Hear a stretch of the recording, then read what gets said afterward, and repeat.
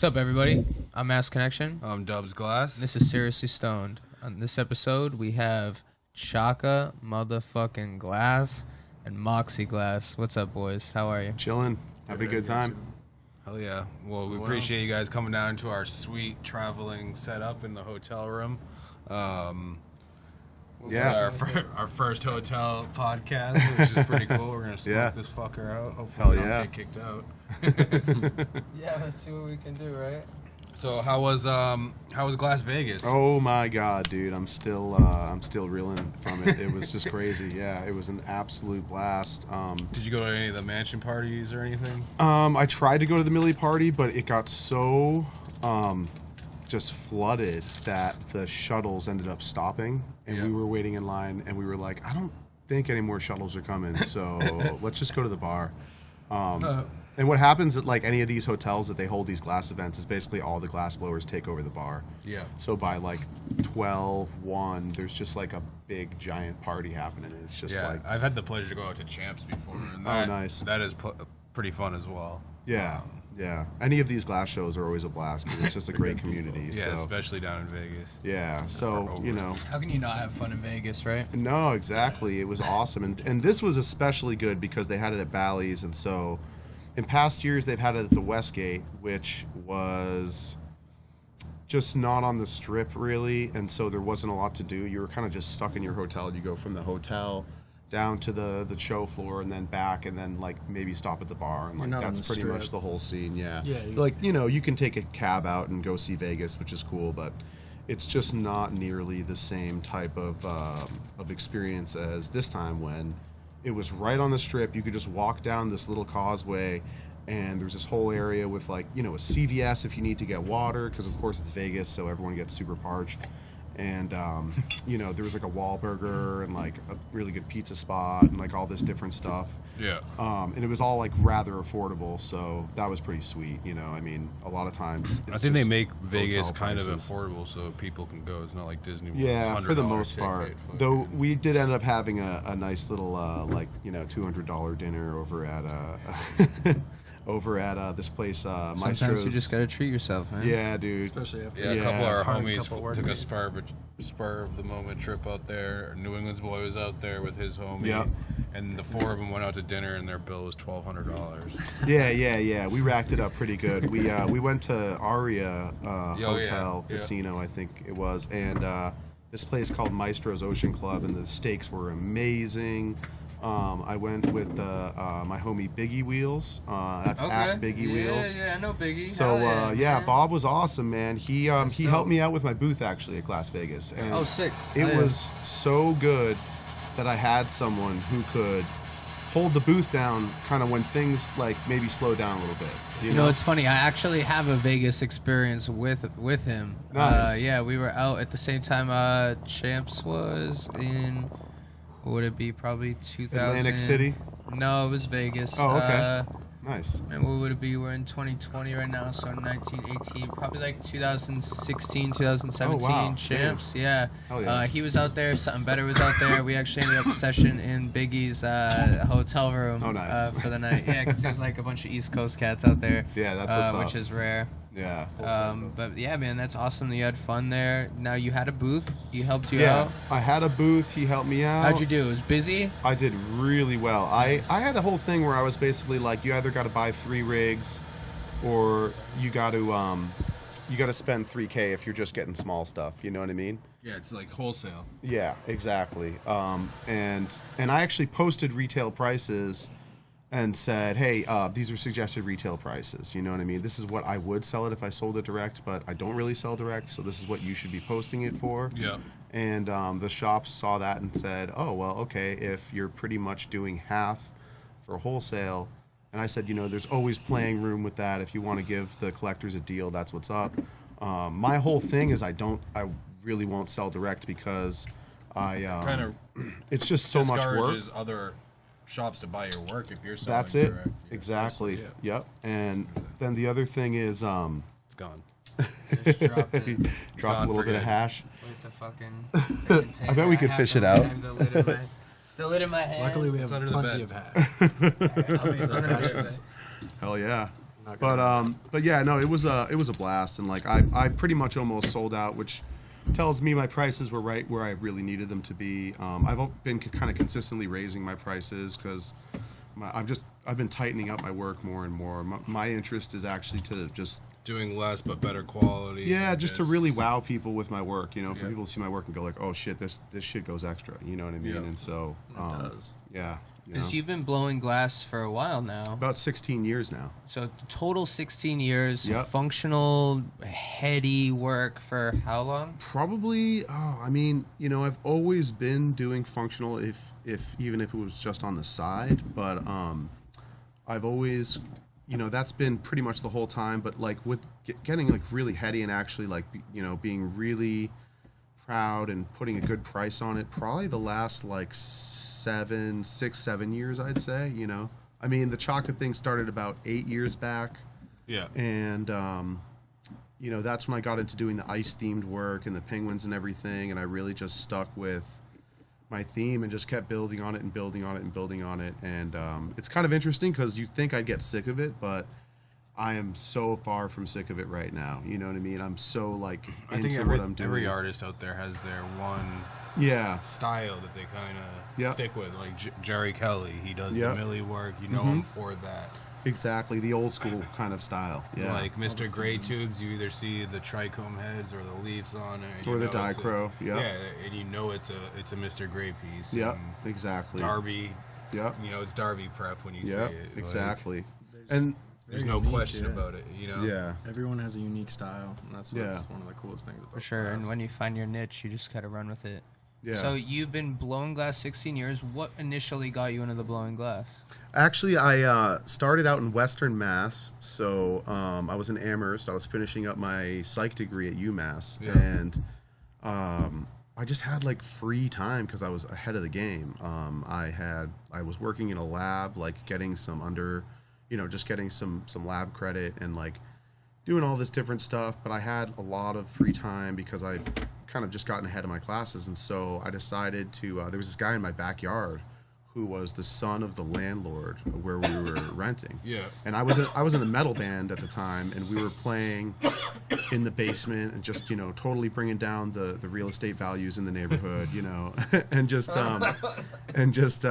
having a blast. And this dude was blowing glass in the back of our house, and we were just like, this is a trip, man. This is crazy. And so I went out and saw what he was doing, and then he was like, oh yeah, like if you want to learn, like I'll show you how to make like little implosions and little earrings and stuff. So that's how I got into it. And then after about a year of just messing around and doing it here and there, I ended up just going full time with it. I'd been like delivering pizzas and shit and doing all this, stuff you do before you. 2000s. Yeah, that was like 2004 when I started, and then I'd say 2005 I straight up like went full time into it, and then I graduated, and then I was like, well, this is actually getting more money than some whatever entry level job, and I knew that if I really wanted to do what I wanted to do in psych, I'd have to do a lot of extra schooling, and I was just kind of like, man, like that's not my thing, like being stuck in academia, so. Be careful with the lid. I really wanted to, to kind of take it to another level with the glass, and I'd already been playing drums about 10 years, so I knew. I was gonna ask what instrument. Yeah, yep. Been playing drums for 10 years, and so still play around. Oh, all the time. Yeah, every day actually. I got a Roland V kit, so the V drums are like silent, so they're electronic. I actually got my son those. Oh, nice. He's 6. Damn. He jams out. Yeah. And I don't have to hear a goddamn thing. thing. That's great. Yeah, exactly. So technology, man, it's gold. Basically, like. And feel free to take Can we try this, this? please. Oh, okay, cool. That's banana bread from Wisely. We okay, recorded sick. With them, hell earlier, yeah. And they were so nice to bless us with some goods. That's awesome. Oh yeah, smells fire. So like that grape edible was dank, by the way. They do a good job. I like the texture of that, like the crunchy on the outside, but it's like gummy. Still gummy on the inside, but it has that nice like sour to it. I like that. They do a good job at Dubz. What is it? Dab East Edibles. Oh yeah, I've heard of them. And, that's made with some solventless from Megaroth. So. I see a lot of the people up here, the edibles up here. They're switching. Like Wisely gave him some gummies earlier. And, all solventless. All solventless. All the edibles we've seen. You don't see that down in Mass at all. Like nobody's really fucking with it. Well, the distillate's so cheap, but there's spectrum's byproduct. better. So is a hangover. Yeah, there's different spectrums, and yeah, you feel like it's very high THC content, and it's not the only way to do it, and it's not the best medical way to do it. So yeah, I see a lot of people in Maine do it that way now, switching to that. When I first started having edibles, it was all full spectrum and stuff like that up here, and then distillate came around and kind of took over. I think distillate makes it easy for the people that just want it to be easy and quick, and I've even heard people say like, oh, it makes it easy to be accurate and blah, blah, blah. But, I mean, if you know what you're doing and you're testing your starting material, it's easy to be accurate with anything. Right. Exactly. If you know your percentages, test it from what it is, and you keep testing it. You got to test the other stuff anyway, so. So now, I've actually have a Chaka experience, and I actually don't even think you remember, so. My first glass experience was with you, homie. So my boy had ordered a custom off Instagram for you, and you were like, "Oh, like what's your address?" And he was like, "Oh, I'm in Millbury," and you were like, "Oh, you're right outside of Boston. Like, why don't you come out?" So we took the ride out. It was for a black ice cube with slime drip. Oh and, shit! Okay, nice. Oh yeah. We were on our way out, and we were expecting you to just be like, here's a pendy, like, have a good life, like, see you later. And instead you were like, oh, no, come up. This is when you were back at Joy Street. Yep. So you brought us up. You did a whole demo of Penguin Dabber. You showed us. It was, like, one of your first penguins with, like, a matching drop-down. Like, you still had it in the case. You hadn't even put up pictures of it yet. Oh, yeah. Dude, man. like, that was with Charlie Reynolds, I think. Or maybe it was MTP. That's exact. Yeah. It was definitely Charlie Reynolds. Yeah, And, dude, okay. it was like... I love going over Joyce. So that was one of the sickest experiences. So thank you, man. Yeah, like, you had no idea. Like, I blow glass now, and I think maybe that had a little bit of something to do with it. So Tight. good That's looking on what's the up. experience, man. Yeah, Anytime, brother. Yeah. when he said you were down, I was like, sick. I got a story, and I don't even remember if he knows. So sick. It was cool. But yeah, man, it was just a sick experience. It was cool. Those Boston years were so formative because I went out there after, I'd been in Amherst for a while. In the woods. Yeah, in the woods. For anyone who doesn't know Massachusetts. In Leverett, up Route 63. I was up in Leverett, and I was blowing glass, and I was right next to, actually, my homie Real Glass. Yep. I think there was this other dude, Kyle, who blew glass out there, and so, like, it was just funny. Like, they were like my neighbors. I had no idea they had a shop over there, but we traded a lot of knowledge and stuff. And I was just working on doing like, different like coil work stuff and just like messing around with. I was actually getting into pipes a lot. But for a lot of the beginning of my glass career, I actually did craft shows. Like trinkets and stuff, right? Exactly. I would gonna make ask little that. flower pendants, implosion pendants. I'd make little jellyfish. I'd make ornaments around wintertime, Things that old ladies wanted to buy. Things that old ladies like, man. And it's not always the about... I remember you grandmas, saying that, yeah. but the grandmas kept me fed for a minute. So shout out grandma. Shout out to Ethel, I always say that Keep the world besides going. my functional collection is I like to get into more just of the artwork side of the collecting of glass. The girl that taught me how to blow glass, she owns a studio in Waltham called Fiamma Glass. Oh, okay, yeah, Trina, totally, yep. Trina, I love her bears. yeah. Those are awesome. The bunny rabbits that she does, and then the full. I helped her with the swing that she did. Right. That was a very cool piece, but she just does artwork, and she went to Mass College of Art for glass blowing. And Dave as well, right? Her husband, Dave. Yep. He's not even that well known, but I will tell you this: he is probably one of the greatest soft glass workers I've ever seen make like lifelike flowers. Yep. Because like those teddy bears, if you ever see the flowers that are on them, those are done by him, and she does the teddy bears. Oh, okay, cool. And the teddy bears are Boro, and the flowers are all soft glass. Oh, that's smart. See, that's a great way to do the mixed media, Yeah. It's definitely cool to see people work with both. I think soft glass is so sick. I wish I had the space to set up like a studio to just fuck around with it.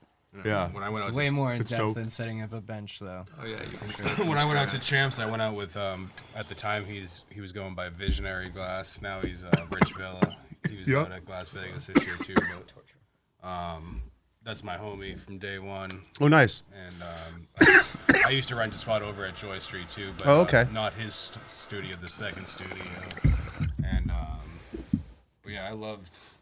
Yeah, he gifted me a Chillum at, Oh, yeah? at Las Vegas. Oh yeah, yeah. Hell yeah. So He's a good dude. Yeah, totally. Super good. There's a lot of good work to come out of that address. yeah, big time. I mean, you know, Sherb really brought a lot of. I got to credit Sherb for bringing a lot of good energy to that studio, because each of the glassblowers in there, kind of before we were doing our thing, we all kind of had this weird ego about us, and like, you know, everyone was like, "Oh, well, I come from this school, or I come from that school, or like." You know, I was like the craft show guy, so I wasn't like a pipe guy, really. You know what I mean? And like another homie in there, Herb C.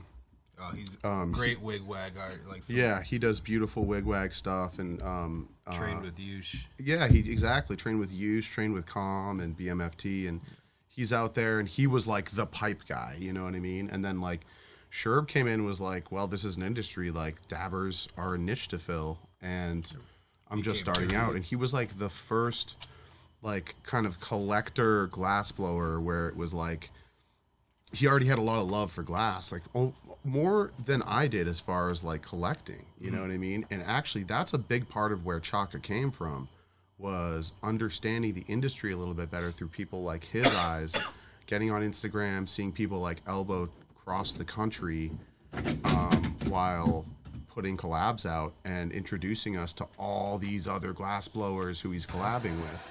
And it's just kind of crazy because I got introduced to a lot of that kind of heady life from Sure, you know what I mean? And that really changed the way I looked at the industry and really got me to like really appreciate what was going on. I had already taken a couple classes. I mean, a big thing people should know about my glass, at least, is that in addition to working in some like interesting studio situations and learning different kind of aspects from different people, because like back in the day with real glass, it was like old school Colorado style pipe making. Yeah. And so he had learned in like '99 with D-Rock at this dude Kevin's studio, or I think with this dude Kevin, yeah, and like actually it was through this guy Todd Young, but that was way back in Colorado. And then, you know, Gabe taught me all these old school, like making it thick, making it inside out, like opening up a bubble, fuming the inside, you know, covering it with different stringers and stuff like that. Or you know, he'd show me how to pull cane out of 10 mil. And that was like the first stuff. And then in the next studio situation, it was around Sherb and that dude Herb and like all these different guys who also kind of had that same sensibility. I mean, at least Herb C did because of his background with all those other guys. He had that kind of like heady, kind of like, oh, I've worked with like some of the really, at the time, like, you know, it was just so underground. Like Yush was obviously still a huge glass blower back then, but it was also very still, you know, underground. Pipe making is in itself is still a pretty infant thing. Yeah, it's kind of crazy. If you really want to boil it down, it really hasn't been too long. I've known Sure. It's an interesting understanding of it, because in one way you can be like, oh, it's come so far, but then in another way it's like, it has such a long way to go. But you meet people that have no idea about it, that like would be into it. You know what I mean? And it's like, dude, you got to see this shit. Yeah, totally. Well, it was that hologram you showed me today. Elbow does. Oh, the Elbow one. Elbow Yeah, Avatar. Dude, that like, thing's crazy. That's just a fucking glimpse of. Yeah, like, I always call it the tip of the iceberg, because I'm always doing the ice stuff, and I'm like, the whole glass industry has only hit like the tip of the iceberg. Literally. Like of what you can do with something that you can freeze in place like that, you know. So a lot of my education came from people like John Kabuki, Robert Mickelson. Like before he was Ram, you know, when he was doing just art. Robert Mickelson and sculpture work and stuff. Yeah, exactly. He would do beautiful goblets. He would do all sorts of awesome sculpture work, and this was way back. And then when he made that machine gun, I took the class right before he made that machine gun, and it was interesting the way he was talking about pipes and how that all changed. You know what I mean? I think it's crazy that no matter how like how much attention he gets, he still like literally interacts with every single person who comments on his shit. Yeah. Like if you comment on his thing, and even if you're just like, yo, so and so, check this out, he likes that shit. Like they give the. That's That's just why down one to of my earth, favorite bro. I fuck with events, that. one of my favorite events of Big all time. time to attend is Pipe Classic because of the intimacy that you get with the artists. Like after every night, you go party with the artists, you get to chill with them, talk, just pick their brain on like what motivates them to do their. I went and shot the shit with a couple of homies from Mass at Pipe Classic, actually Tito was like, yo dude, like you're here, you know, this is a good time, and like a lot of people came to like see you know, and I was like, oh shit, like damn, that's crazy, you know. It's cool to get that love. I should probably honor that. I made good I had a friendships great there time. with artists like Lions. Sam's awesome. I do custom sneakers, custom painted work, and I made a pair for Kurt B, and I made a pair for sick. Sam Lyons I as love well. that pair you made for Sam. Oh, that's sick. Yeah, So, there's sick painted custom shit. Yeah. Like one-off, like sandals and So sneakers what's and up? bags Are we and gonna do a shit. Blizzard Tech collab or what, man? We'll do you up some. We'll do you up some. Yeah, It's funny you fine. mentioned Sherb. meeting. I've known Next Sherb meeting. since I was 16 years old. I met him when he was the manager of Vitamin World. I was the manager of Journey That's Boston Shoes. shit. man. That's Boston shit. When he man. lived in Wayland, and we used to work right across from each other. We'd go into each other's stores and smoke, and shout out Journey Shoes, bro. Yeah. It's Come along, yeah, license that's Journey crazy. shoes. Yeah. But Damn. before he was blowing glass, he was I remember those days. That's funny. he spray painted T-shirts with bicycle sprocket. He was always into art, so like he took bicycle sprockets and he made different T-shirts and went to festivals, started selling those. Yeah. So his merch game was like goes super hard, and it's awesome. 100%. And that's the big thing is like he taught me this whole side of marketing class that I had never like even thought about. You know what I mean? I was just like getting to know the medium for so long and just like, oh, let's try this, let's try that, let's try this other thing. But you hadn't even And- considered the whole people part of it. Marketing. Well, I mean, I had considered some of the marketing. Like I had taken a Mylan Townsend class 2 years in, right? And then I'd taken like a, I think right after that I took the John Kabuki class 4 years in, and then the Robert Mickelson class 6 years in. But then after that I took a Lauren Stump class. Like he does like the crazy million shit. soft glass cars. Yeah, My favorite- exactly. One of my favorites. The little, he does the little taxis. He's got like police They're cars. so and sick. it's- Yeah. And I took a soft glass class, and that actually taught me like a lot more about Boro. Okay. You know, so I've never tried. Actually, no. I tried it once and I saw how fast it moved. yeah, in the flame, yeah, dude. So it's really cool because the window for soft glass for moving is like this. Yes. Like from super gooey, and you could just like plug it into a mold and have it catch every detail, to you know, to not moving. And it's a huge window. It Yeah, do moves you know- and moves and moves. Do you know Pharmaglass? Versus, yeah, Nancy. Yeah. She's so- the one that I worked next to her. Okay, cool. So Nancy was my mentor. Another one of my mentors. One of the best implosionists. After those 6 years and learning from Mickelson and stuff, Nancy and I made implosion paperweights out of not The implosion, S8s? but we made paperweights out of soft glass. The S8s exactly. The optical quality soft I was glass. showing him those. Someone was is putting that. up a bulk. Yeah, it's more clear than Boro clear is. You know what I mean? Yeah. So it's like crazy shit. Yeah. So you use that glass? It's for hard the- to find. No, It's no. discontinued. They don't make it anymore. That was a project I did years ago. Okay, because where I we remember did when flowers that time I met and you, you had build just started using the molds. Like the molds were like ice a cube brand, molds. The molds Yeah. were a brand new thing for you. Yeah. No, I've had. Oh yeah, Oh, I've had those for a those while. are done with a mold. Yeah. Yeah. So the thing with the mold is it allows a single artist to like create so many more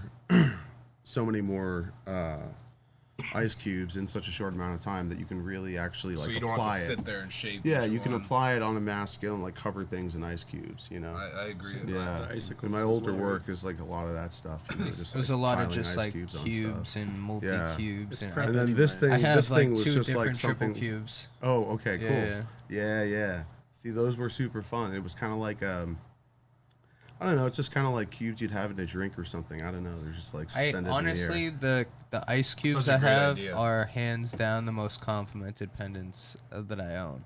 Like whether it's my triple cube, it's like a It's like a white, a blue, and like a clear. Yeah. Whether it's my experimental 11 that I won through Iceman Delivers. Oh, is that nice. The auction, Yeah, is yeah, that yeah. the auction account? That's my auction page. Yeah. Yeah. So whether it was the experimental 31 that I got through there, might not be 31, might be That's another sick.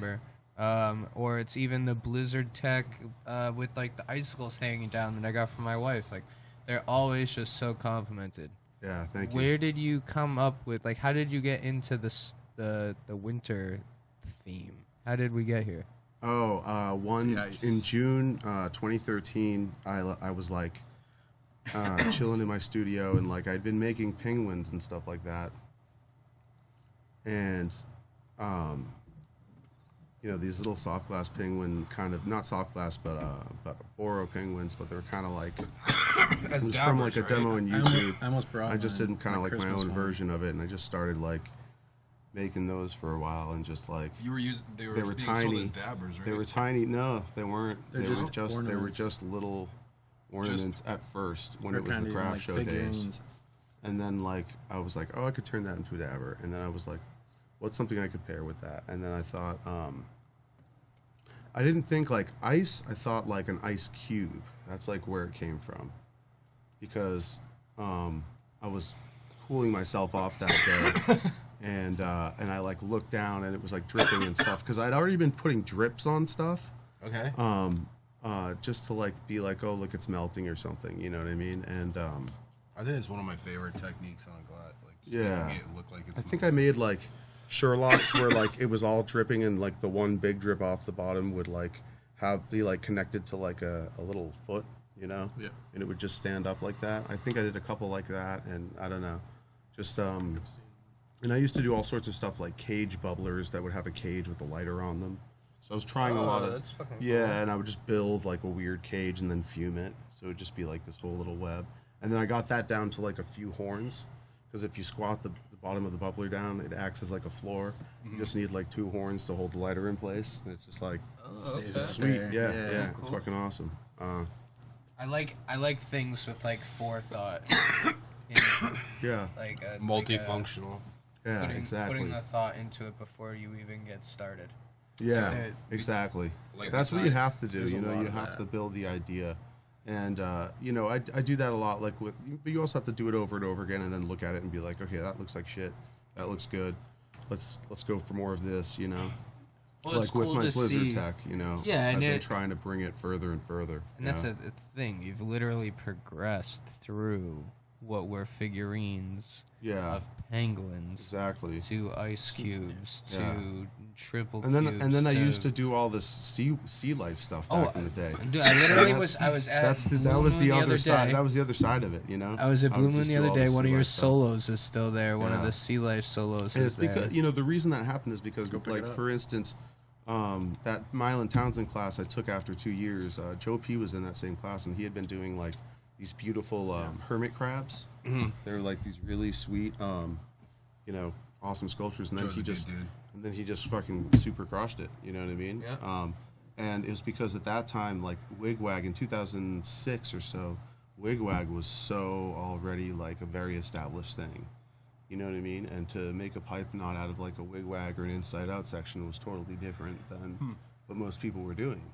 Yeah. You know, a lot of people were just making inside out pipes.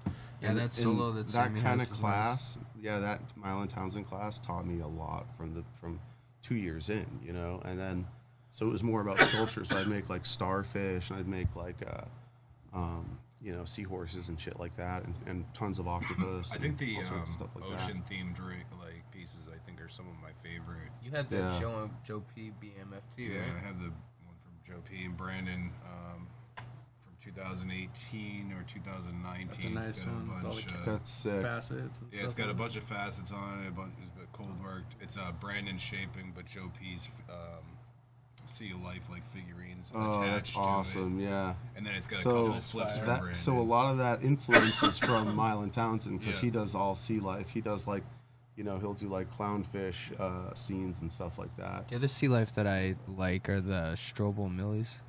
Yes, He does I saw sick. Strobel at Las Vegas. He does some sick sea life shit. What I really kills like it about with the certain sea. I used to have artists a like slide. yourself, He crushes it. What I like about yourself and like other artists is like Joe P and Sam is they take that extra step. They want to make sure that anything that they're putting out is perfect. Yeah, 100%. Pretty much. They don't want to just put out work to put out work. Yeah. I need to pay a check. I need to pay a bill. I mean, sometimes you do, but it's just like there's ways of working it. I mean, I've had to sell like. I've had to make a good amount of Ice Cube pendants, but I think people really like it. You know what I mean? And want to keep going with it. I'm good. Seriously stoned? Oh yeah, seriously stoned. Big time, dog. This is light. Usually we're already like 7 joints in, so we figured we had to do a bunch of podcasts, so we right. Yeah. China. Yeah, we had one that got canceled today, so we would have been on our third like hardcore heavy session of the day if today one is planned. But so you said you also collect as well. Yeah. So I just picked up. I actually just picked up this banjo, little tiny. Beautiful. It's a nice Larry. Beautiful. Yeah, banjo hammer. So can I see that? I'm pretty stoked on it. So, like, as a glass blower, when you're going up to another glass blower, do they take that into consideration that you guys are, in the same fields and yeah? you're Well, buying I it actually for do, yourself? in many ways, try to be a customer to like a lot of glass blowers and like buy their work as like an offering. You know what I mean? Yeah. Supporting everything. Yeah. It's like and also just because I want it.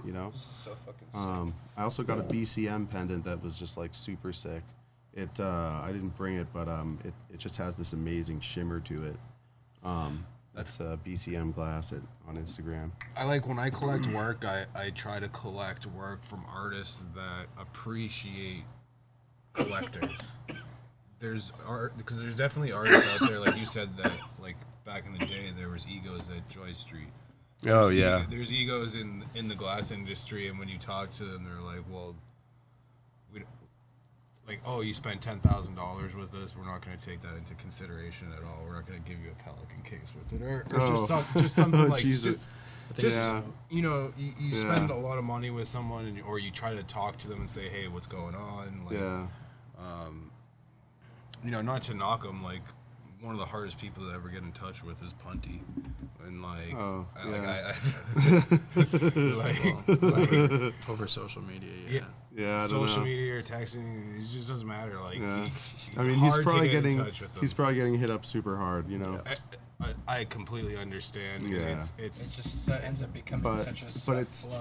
It's tricky because every artist manages. I mean, I can't speak for him, but I can only speak for myself. Like every artist manages their sales a certain way, and it's like having shops to be kind of the buffer between me and the collector in a way is actually like a really good for you. Do you prefer shops? I do because having that buffer actually allows me to like keep my prices robust. You know what I mean, and not have to just like get caught up in like.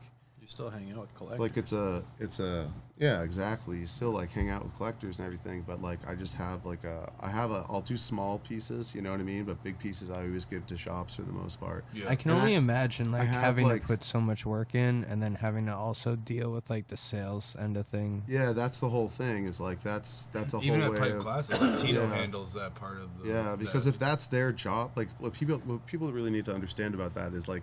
If that's their job, like why take it away from them? Then the artist and you are like actually kind of both pretty happy because then it's like you don't have to like do this weird thing, you know what I mean? Where you have to be like, oh, like what is this really worth? You know, like the dealer can be like, I'm investing in what this is worth. Yeah, well, if you had I took the chance on it, you know what I mean? And then they're like become a place of curation. Yeah, what are your thoughts on that? I mean, glass is in its infancy, but. The sales of glass is even younger. I don't know. There's not much to it, and there's not much structure with it. The shops are the only things that are solid. Right, but they create a structure. Now, it's the online shops, the online galleries. Yeah. And then there's a lot of people that want to do it. Like, I mean, I love some of these photos I'm seeing from shops. They're putting like effort. Like, they'll get a drop from me that I didn't want to. Photograph every single piece because to get them all properly takes a lot of time. Yeah, and you're gonna get when you've made there, like or you do it yourself. When you've got like 2 marbles and like 6 pendants and like 3 1-ies and then this and that. Like you want to photograph each and every individual one, because then you'll like screw up certain ones if they're alike, you know, and you'll be like when you post, you don't want to post like 6 pictures of different pipes, you know. Yeah, and glass you is don't hard want to to get them mixed up. photograph. Yeah, you know exactly. That's a whole nother aspect to it too. Exactly. You know, photographing it. There's a Yeah. lot of like if you things to be photograph done a with the glass batch, market like industry. yeah, One's always gonna glare. yeah. Well, it's just so much work to get each piece. You know what I mean? Like I just figured out that my ice cave tech, where I take like I actually made a piece. It's on my Instagram where it's like a blizzard neck, and then it's all dimpled going down. Okay. I really like And that it creates like a scalloped effect, and it looks like those ice caves, like Yeah. like when the Okay. ice starts melting Cool, out, cool. and it just looks all scalloped as you like see the light coming through. Nice. Yeah, so I wanted to create that kind of effect on glass, and that was one of the pieces I had at Glass Vegas. The one in Blue Stardust sold to Glass Gone Wow, so you Okay. can get it there. You know, Cool. it's like Shout out, boom. what I shop like is that that? one. Yeah, Glass Gone Wow. Glass in, Gone Wow. Yeah, I'm sure it it's won't 100 last long, stores though. between. Yeah, let's do our shout out. That's a nice part of this Yeah. right now. I Marble in mean, the back. Yeah, we shout out our homie Steve. He's the reason that we do this podcast. He's a big inspiration to us. He's in the physical rehab right now. We just give him a shout out. geez. Go and help us GoFundMe if you guys can. Anybody watching Links in the this? bio. Just scroll all the way down. It's all the Give way at back. the bottom of the fucking. Feels good to give back. So any About shops me in that this carry video. your stuff, that have any of your stuff. Yeah, that what are you your wanna like shout the out? shops you want to plug? Any fellow artists you want to plug? Riptide Maine, you know, for a Hell main yeah. shop. She buys a Riptide. lot of my work, and she hooks people up for sure. You know, Sweet. Shout out Riptide. yeah. Anyone you want to shout out, homie? I know I'd you say just. I'd say One World. I'd say One World I'd Glass. say Nick Yeah. picks Hell up yeah. a lot, and Yeah. he's in Oh, yeah. Western Mass, hometown. Shout out Nick. Yeah. Good dude. So if you want to go to a shop, I'd say Riptide, and if Yeah, One World Glass Gallery. Yeah. Hell yeah. I think does he have the Pipe Classic piece on display? I think he has it there. I believe so, yeah. Yeah. Yeah, he's actually. I think he's doing a store soon.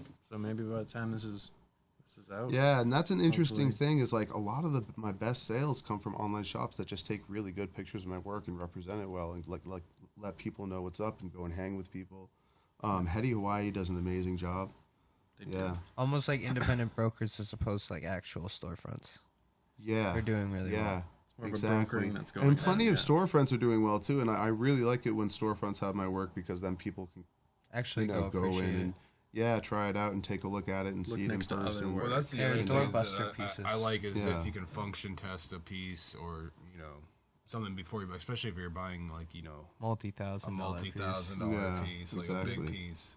Yeah, It's big. I mean, you don't want to be getting splashed. and Say you're stuff going like out that, to buy you a know what I mean? Devi It's- for your first time and never ripped one, like. yeah, Yeah, But I feel you like at wanna know that what point getting you're not into. going to buy a Devi unless you've ripped one. So. yeah, Yeah, exactly. but there's a lot of new people getting into glass. There's a lot of people with. I think with the cannabis industry growing, it's gonna. I always tell people to Move this invest right in along art as well. whether it's glass or painting or like fashion art. Well, if you think Just about it, like invest in it. Just like art- I don't art in even make general. I don't make money from like growing or selling or anything like that, and I collect glass. I'm a glass blower who Yeah. collects glass. You know, it's like there's Those plenty are of nice different pieces. different people who collect glass. You know what I mean? And it's just like it's interesting. It's also getting it out there because, like we said about it being underground, it's starting to emerge.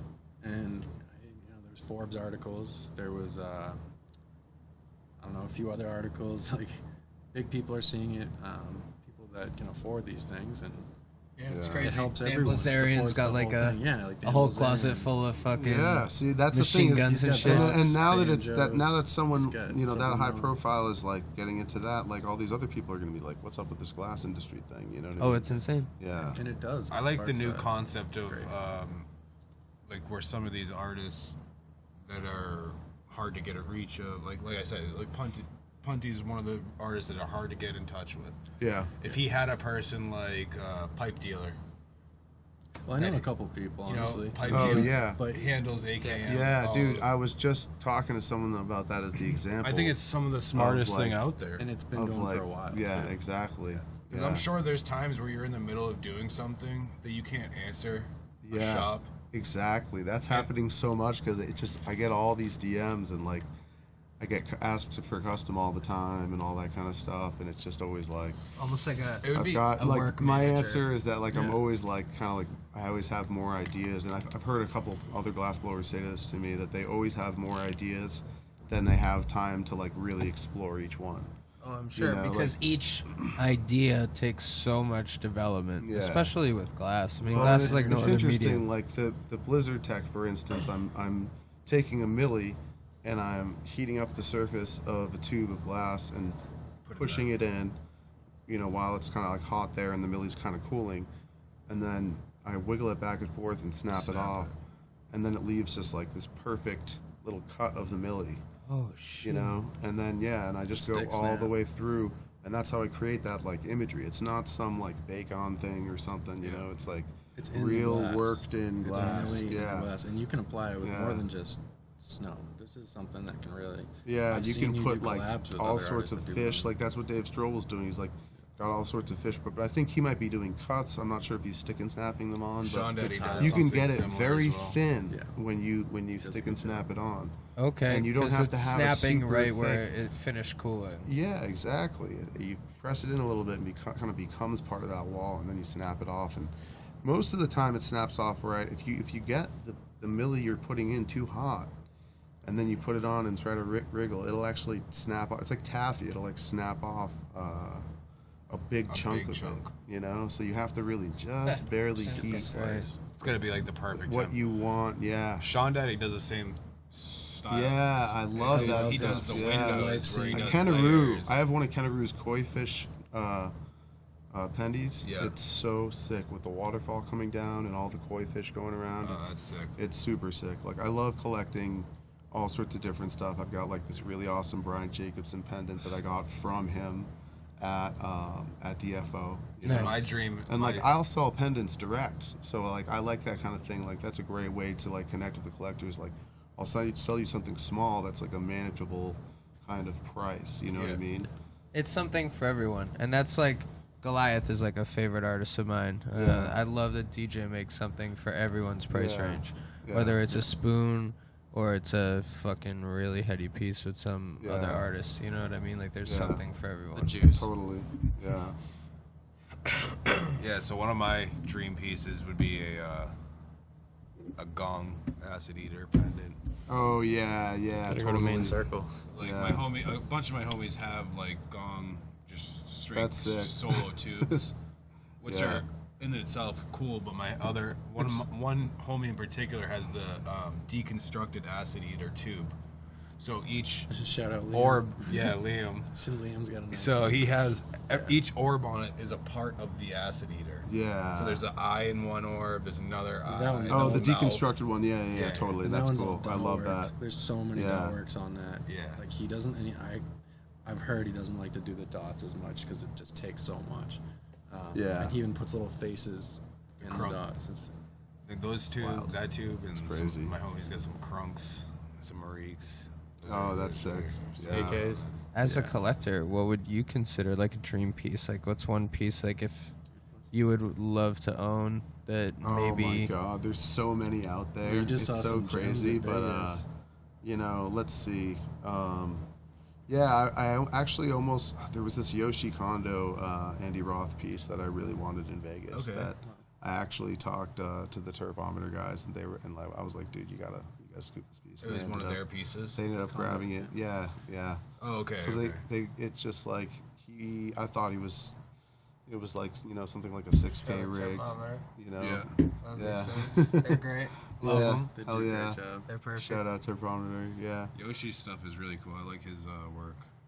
Yeah, He- that he stuff's started in amazing. soft. Like all that Team Japan shit. Like, Yeah, they you know crushed. what I would want? I Team would want. Japan's You know so what I would sick. want? I would want the Takao Contrabasso Hyperloop. That thing was a masterful work of art. His dot That- check. really the is. way it It was has shaped. the base dot work Is it in called- the front, like a Oh my signature. god! Is it called It's- pointism it goes or so Donatello? hard. It goes so Pointillism? hard. Is it called pointism? Pointillism, I believe. Pointillism, yeah. It's And- basically pointillism, yeah. Yeah. So, That's yeah, what but it's- that but stuff it's is beautiful. It's so incredible because the thing is, you have to work at a certain temperature where you don't burn that dot out because Yeah. if you burn it out, you get this like little white scuzzies and like he does not get that shit. Like, it's so clean. I really like Rose roads too. I don't know if you've ever paid attention to any of their videos where they actually do show them blowing, like flame working. Is their setup is so sick where they have this like little table that goes above their torch. Yeah.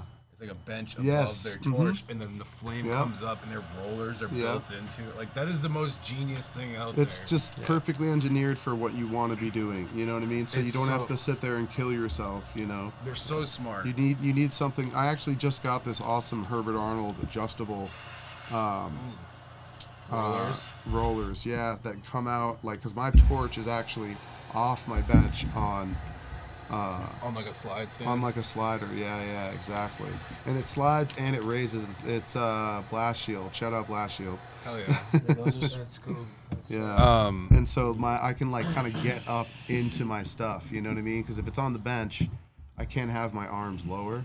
Yeah. Because I actually sit a lot of times while I work, so I'll just like sit like this and like kind of freehand and do stuff. Because you want to be able to like take that sucker out and get underneath sometimes. You know.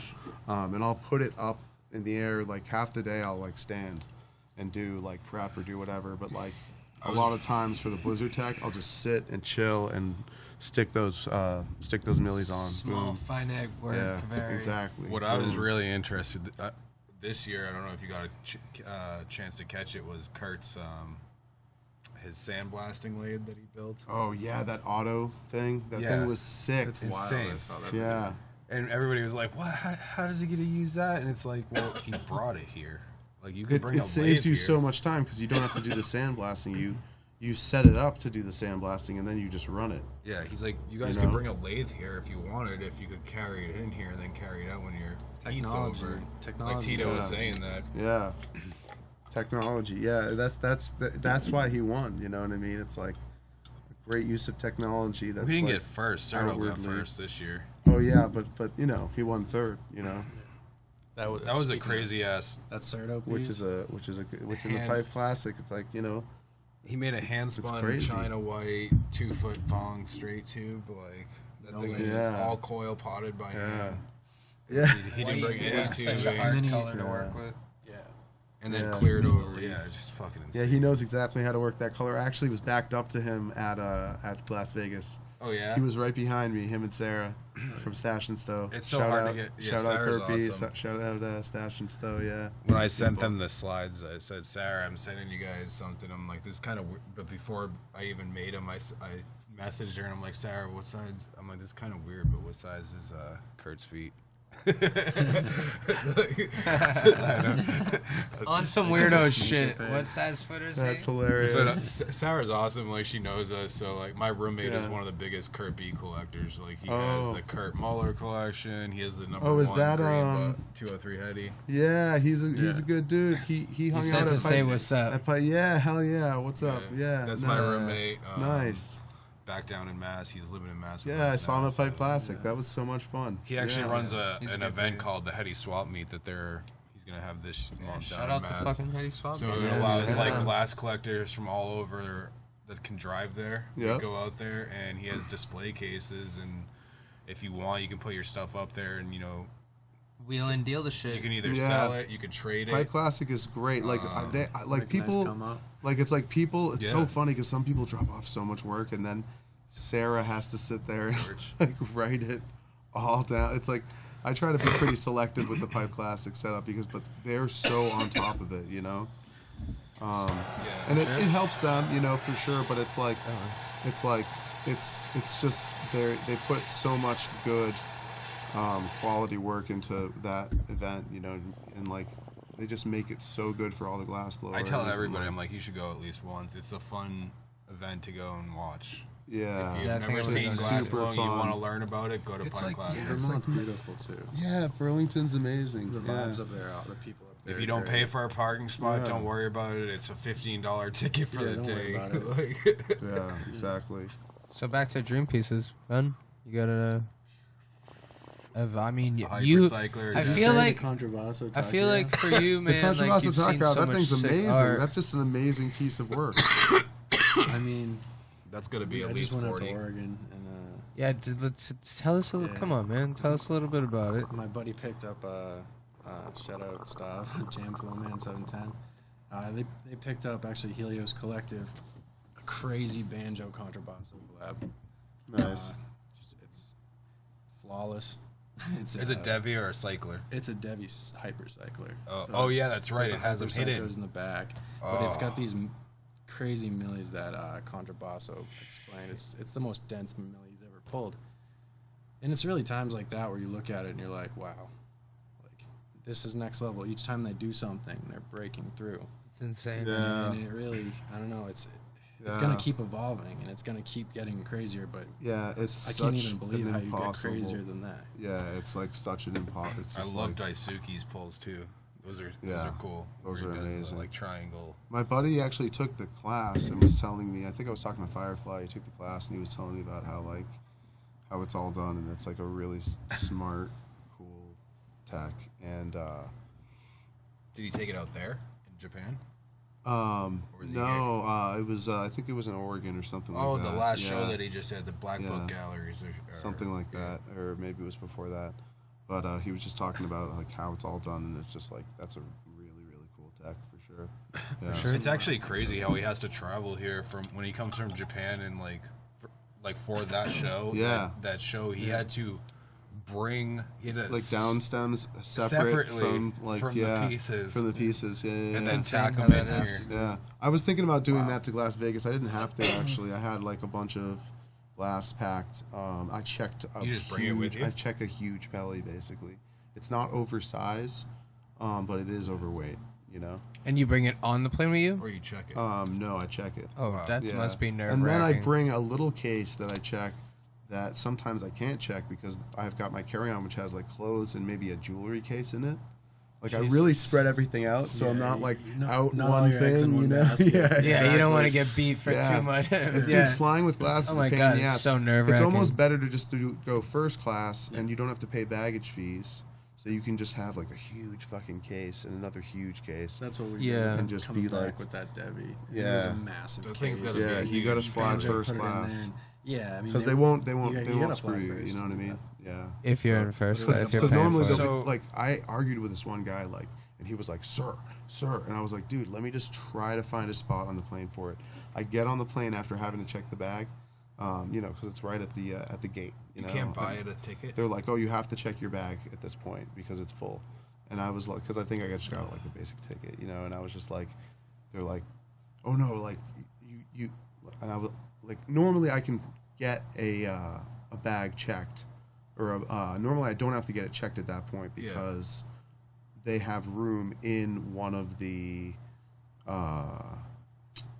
spots. You know what I mean? Like like in the crew spot where they put their shit. Up front, Normally they'll hook me up somehow, and that's happened to me like 3 times. And you didn't get lucky this time. And I didn't get lucky this time. The guy was so like not letting me just be so like, against let it. me try it out. Let me just try it out, man. And so it fucked me up. That sucks. And actually, a piece broke that I don't really want to talk about. But we'll blow past that. We'll Rest in peace. But it's one of those things, It's like, God damn, man. So fuck you, dude, from the airport. Yeah, exactly. TSA, like for the most part, everything always comes through good. But they check your shit. You know what I mean? Yeah. And it almost is better to not bring the down stem. I was thinking about just like putting them in my bag, in my jewelry. With all my jewelry, just lay them out in a pelly. Like there's a pelly case you can put in your backpack. So did you by any chance go to Heaters 90210? No, but I went to Heaters in Denver, the one before that. I was actually staying in Denver for a month. I was just wondering if you knew what that collab Joe P Twin City jeweler pendant went for. Oh wow! Oh, do you know what I'm talking about? That's I know the Twin City jeweler. That thing was really cool. It's a probably like cool 3 or 4K, something like that. I don't know. That's a really cool idea, like collabing with a jeweler and using glass as well. Like, big time. I really want to hook some people up with some like Blizzard cabs so they can do some cool like silver work. Jason. So because the silver and the blue would look nice together. I feel as far as like pushing the limit, like where do we see Chaka in, I don't know, next couple of years, 3, 4, 5 years? Like, what do you see? I would think I'm going to try to do some more faceting. I've done a little bit. I actually just released one of the first pieces. I put a little facet on at the show, but like I've been messing around with it, and I need to get it to an acceptable level. You know what I mean? It's a totally new skill, so I'm just a baby at that whole thing. You know, and it's funny because it's like cold cuts. You know, it's like something I should be doing in my work, you know, is like cold working. Yeah, I think that's going to ice. make a cool new addition. And just kind of goes with the run. I love it, honestly. So faceting's up next. Yeah. I just really have a thing for it. You know, this thing's awesome. Glass into See, gems. that's like His those are work's like so sick. Facetron facets, but where something like, if you're making like something ice tech. It's crazy how it goes all the way around. This one? Using the facet by hand would be pretty sick because you can control how you kind of want it. Yeah, so I have a facetron in my studio, and I've just been messing around with it here and there, and like I'm on the market. making some cabs because like it's crazy. Like you make the cab and then you let it cool down and then you dop it up and you have to get it like perfect. I was actually just talking with J-Fel, who's a young crusher right now, and he's like he was telling me all about, you know, all this different, like these different angles that you have to correct for. If it's off one way or another way, you have to like work in that. You have to just do the math and work in that reduction on the opposite side so that like you can eventually center it out when you facet the whole thing. It's really interesting, and it's a whole other science. Yeah, geometry of how much you have to cut into the face of that thing. What I've been doing actually lately is this thing called clear skimming. That's something actually it's the most recent thing I've been kind of messing around with, but it's like always having stock on hand that's been skimmed. So I'll take a fat piece of like inch rod, maybe about 4 inches long, and I'll sit there and scrape it. And what that means is I'll heat up the surface like crazy and then just like skim off that surface. And then heat up the surface like crazy and then skim off that surface with like a 6 mil rod. Heat up the 6 mil rod a little bit and just like skim it right off and then trash it. And just keep going all the way around. And you can be pretty conservative with it, but once you skim all that clear off, it almost becomes more like that S8 really? Optical quality glass. It retains that quality more because that's what you're supposed to do with the S8, because that glass will get dust on it and that shit will be like in the surface. You have to work that out. Yeah. You know, so you have to basically skim it's like the pulling surface. Your bubbles out, your surface bubbles and stuff, if you get anything in there. Yeah, exactly. And just I mean, all sorts of different colors will get all sorts of weird on the outside, and like, yeah, you can skim them and shit. But the clear, when you skim clear, it's awesome because you get the nicest clear, and I'll make marbles out of that and stuff like that. And the millies will stick to it way better than like when you have like just like clear that you just separate out and then gather up that surface and then squish it out. Like if you had a 12 mil rod and you just like cut it, you know, to cut the rods down and then just heat it up and go. If you use skimmed clear, it's like precious shit for these marbles, you know? And so if you take that extra step and and that's also like a total you know, advantage for someone who wants to like facet it or something, because there's going to be no bubbles as they cut away the surface. You know what I mean? You could argue that you could just leave the surface all scummy and then facet into it, but you don't know how far it goes. You know what I mean? So I've always thought it's so interesting because you got to make sure you're ahead of it and not, you know, just taking just enough. Yeah, you don't want to fuck around, back. man. You want to land back where you started. It's like it's like trying to draw a circle without seeing where you started. Like trying to draw the circle without seeing like the starting point. When you skim off the clear? When you're like when you're faceting, like when you're you're making like a point. Well, I'll go end to end sometimes to see like where it's at, you know.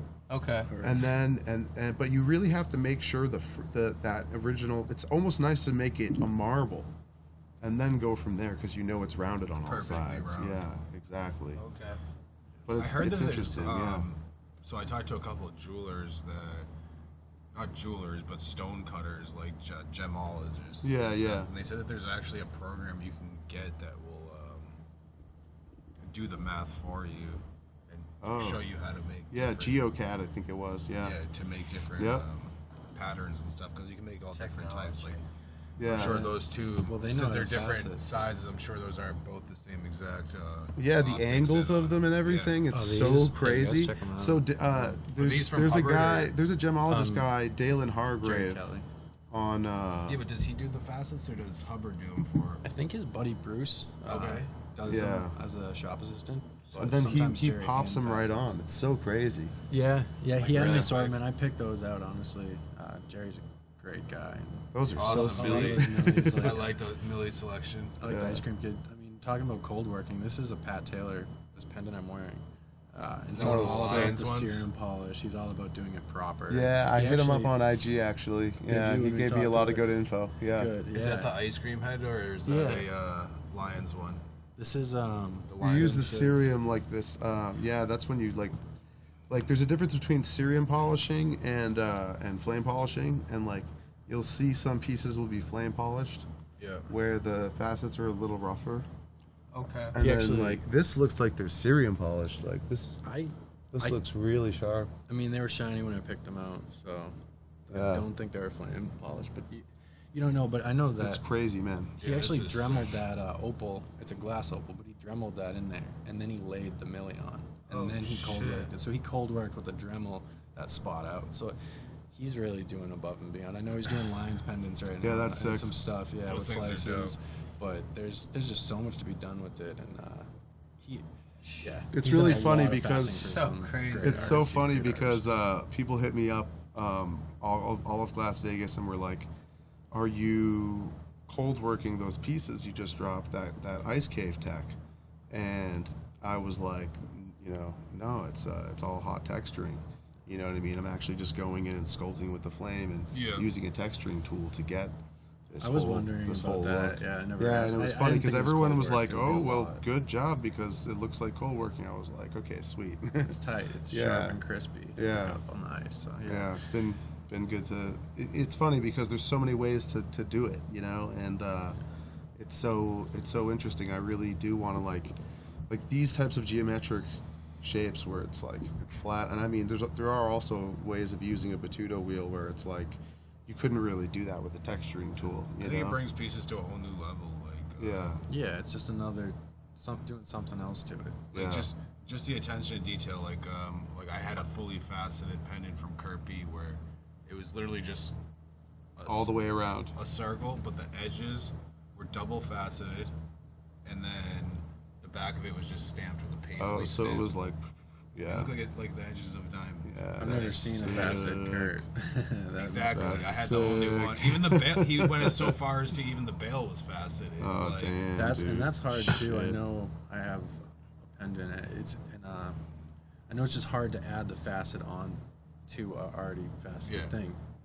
Yeah. Kurt puts in work. You He have to like make it big and it's- makes his own color and then makes all his pieces out of his own color. Like he usually pulls it does with his the own. hot- He usually does his own pulls. Like buck glass. His first 100 Yeah, bottles. yeah, totally. His first 100 bottles that he did.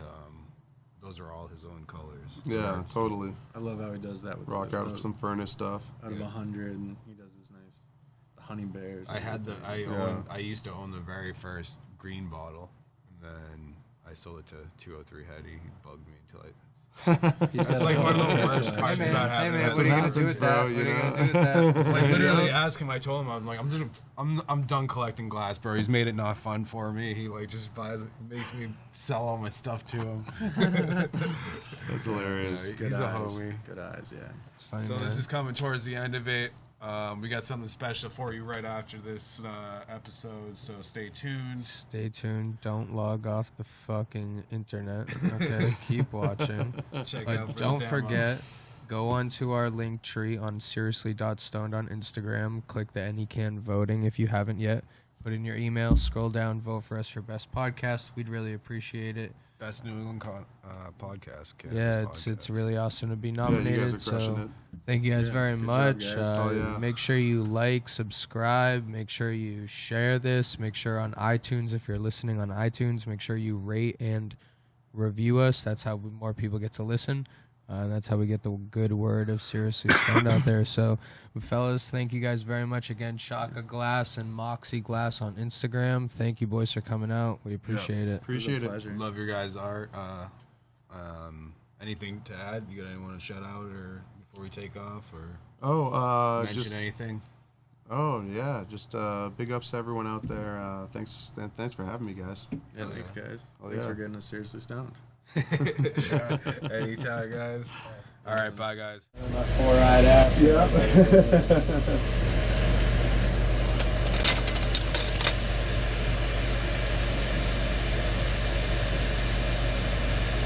Yeah, it's cool that you guys both blow glass, you know. Have a little bit more understanding of what's going on, you know, when you're watching stuff.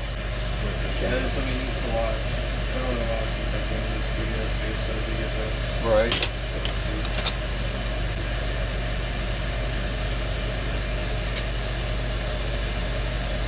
I'm just kind of like opening this up, getting it ready.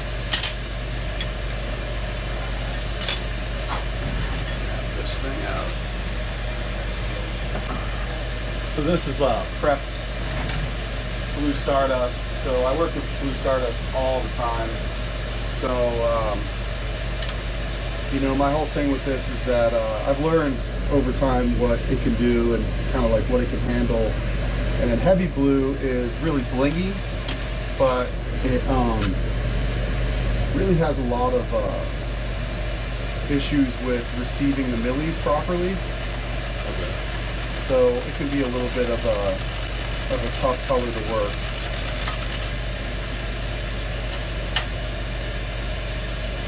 Whereas regular Blue Stardust is nice, but it's a little transparent. It's less blingy.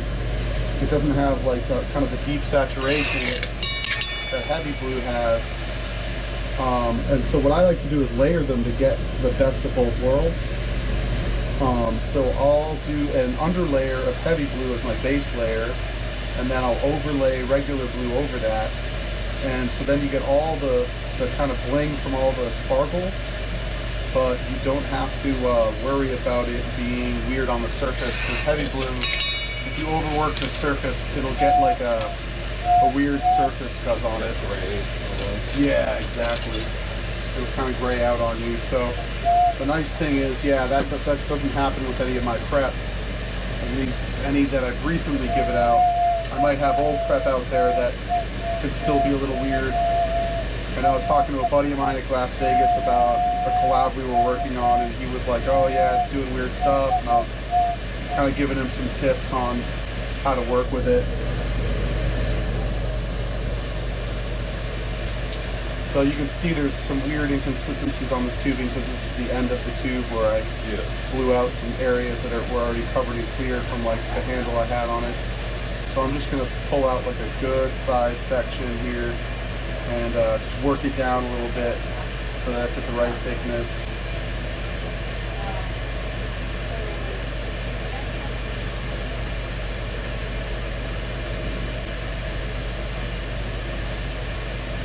It's just from years of experience knowing what the thickness is at. Yeah, exactly. And just understanding the kind of that surface tension and how it likes to collapse down. And you know, also just kind of like the weight that I'm holding in my hand, and it gives me a good idea of how much mass I've got. You can see it's kind of already, you know, working itself down and kind of collapsing. And so I'll just cut it like right about here, because this is a blown out kind of like piece of prep that I was, you know, figured, okay, I'll pull this down when I need to use it, you know. Yeah. I'll actually thicken it up to working, you know, to working thickness.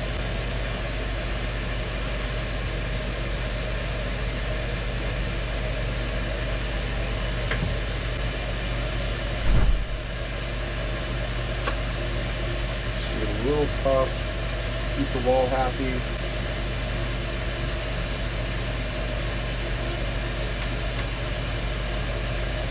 Put it like that.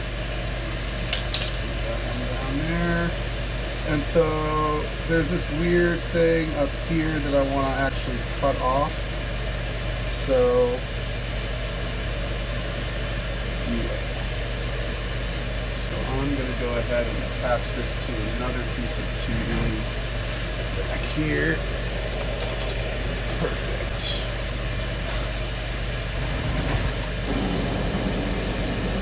one little quick thing I like to do a lot of times. That's nice. You get them all flared before you put them away. Some of them, yeah. Some of them I got flared ready to go. But I'll thicken it up and then I'll just flare it on the edge here. Boom, just like that. And then can really heat it up and let it collapse a bit more.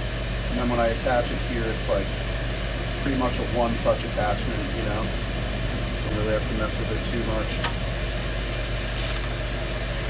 Let it kind of seize up on me a bit. Yeah, exactly. Make sure it's happy. And I can go in over here, just kind of work the whole thing a bit. Now, what's nice about the milli stick and snap method is, you know, I can basically thicken this up, and I don't have to actually have as big of a piece as I want to end up with. So the millis and then the clear I have to put over the millis add a lot of girth. Yeah, and it adds a little bit of extra to it, so I don't really have to worry too much about having like too short of a blank.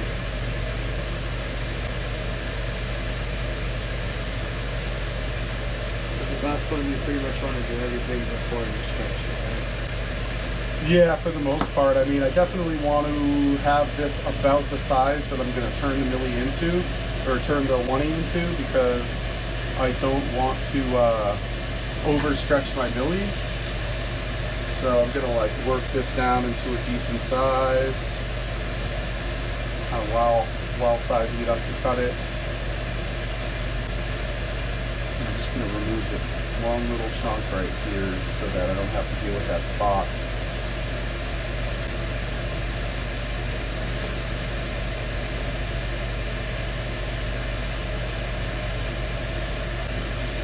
That up. So that's gone, and now I have just like nice fresh glass to work with.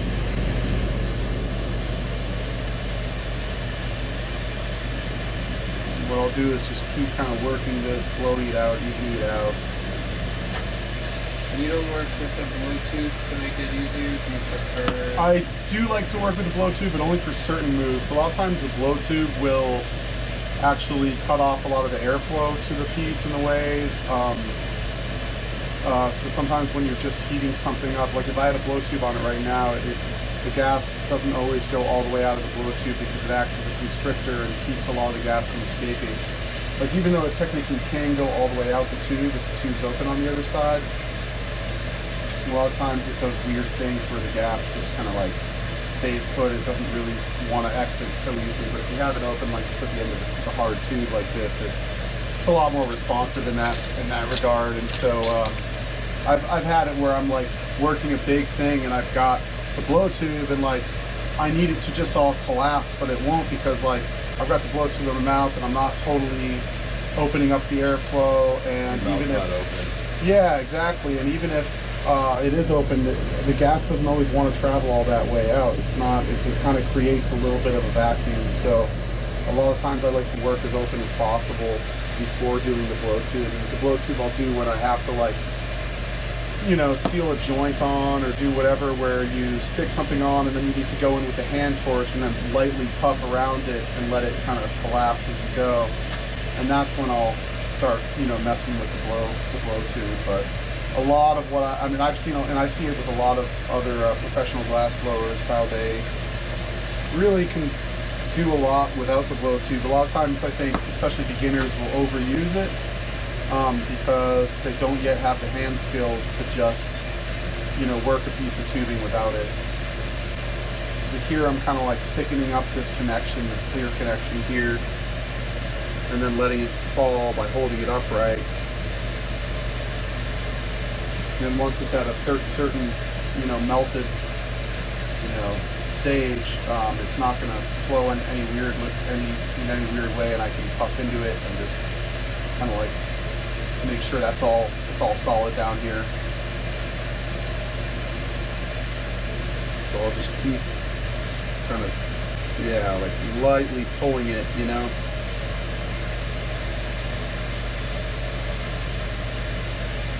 Give it a good pop.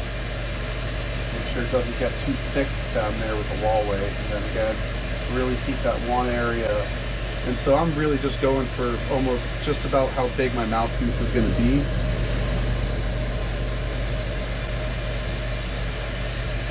And this is the kind of thing that, like, you know, I'll pay attention to, that I'll notice a lot of other people won't, but kind of just start in on something without really sizing everything up exactly how they want it, and they'll get ahead of themselves, you know. So it's really important to just, like, get it right where you want it. And so now I'm going to heat the rest of the piece to get it to kind of agree with that size. Let it kind of flow into one nice gradient, you know, one nice taper.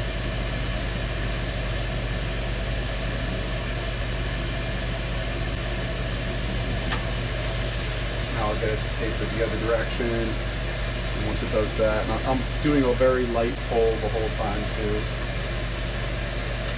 And then with a very light puff.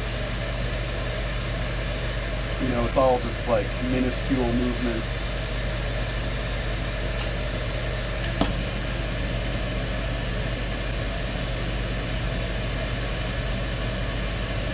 Sometimes this tubing itself just needs to be worked down and blown out and worked down to get even. You know, a lot of times the prep it's still pretty fresh prep that I haven't necessarily worked down.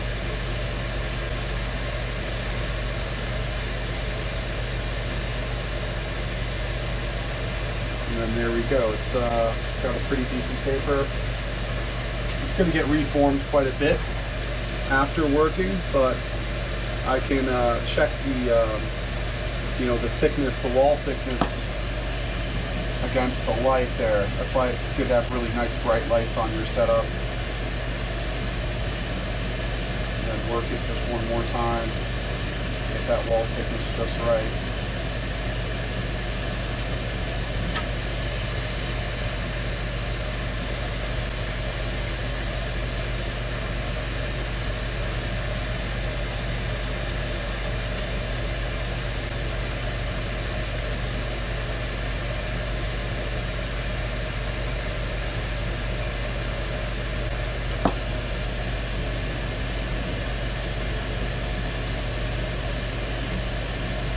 So this is basically the proper Blizzard Tech demo here.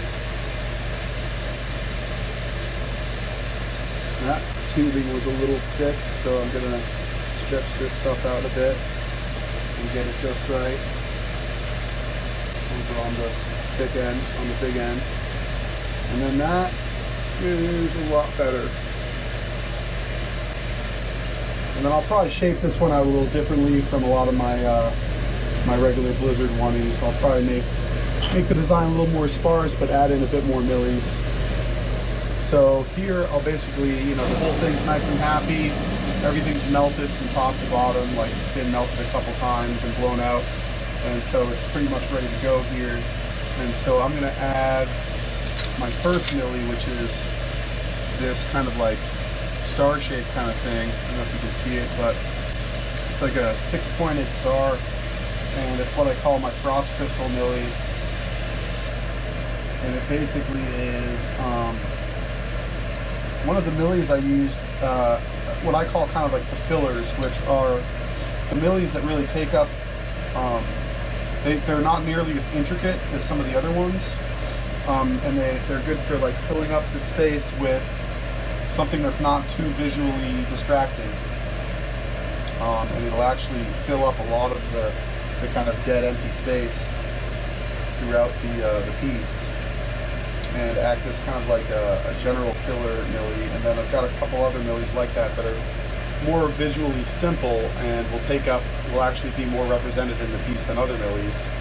And then the more detailed millis I sprinkle throughout, and that kind of makes the Blizzard Tech something that, you know, you can kind of keep looking at and seeing different stuff. And so yeah, here I'm doing my stick and snap tech. So it's basically just, like, I've done like thousands of these at this point, so, you know, I know exactly the timing and everything.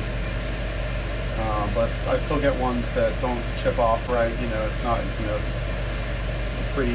it is a pretty exact science, which is why You know, when a human's doing it, they're still going to screw up because we're not always exact, you know.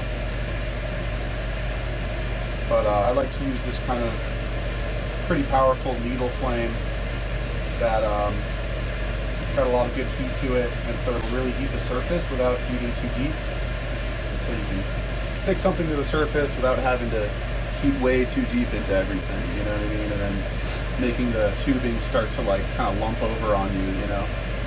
And then I take a break, big enough break between each snap that I like to be able to reheat it every so often and just keep it happy. But hopefully it doesn't lump over or change shape while I'm going through spot heating out of millies. But you know, the name of the game here is really just spot heating right where I want to apply my millie. And so I'm going to go around this whole thing and cover it, and then I'm going to go to my next millie and cover it with that, and then my next one, and then I'll start filling in with more intricate millies after that.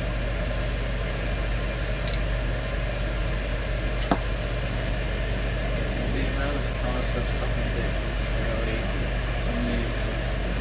Thank you. Yeah, I'll spend a couple days just pulling millies, getting ready for this, and there's a lot of millies I throw away completely because I'm not happy with them, or you know, they just didn't come out right, you know. So there's a lot of selection that goes into it, you know, to make it right. A lot of versatility.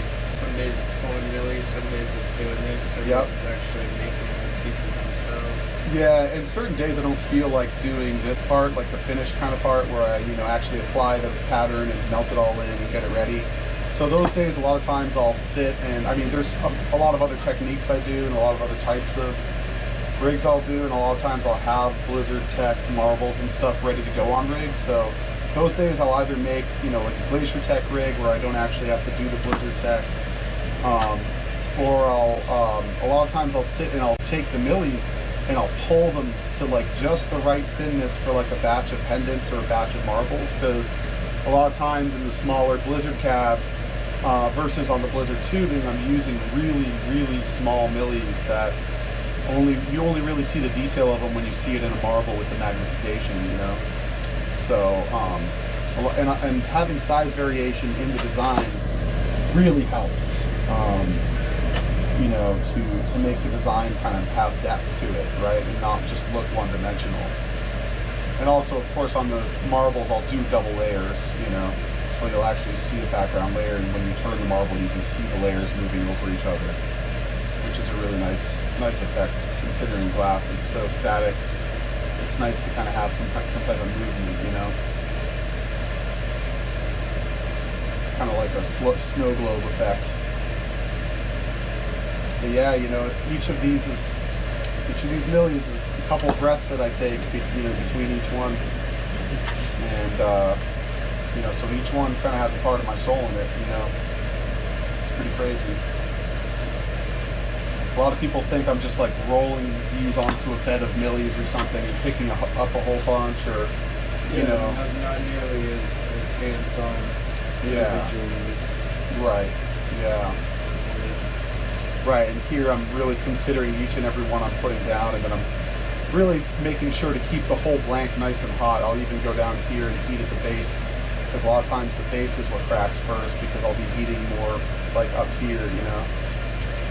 So forethoughts. Yeah, forethought, just timing, making sure you're on top of the heat and keeping everything happy. I think almost every one of these sections I make, at some point there'll be some kind of little crack that'll develop that I'll have to totally melt out, you know. But it normally develops just around the bottom, and I'll bring the flame down to it and it'll disappear in a second. It's normally like right at that threshold of wanting to kind of stress out, you know. And I think that a lot of that is just because it's being reheated and reheated and reheated, and you know, it's just going through so many phases of up and down, temperature-wise.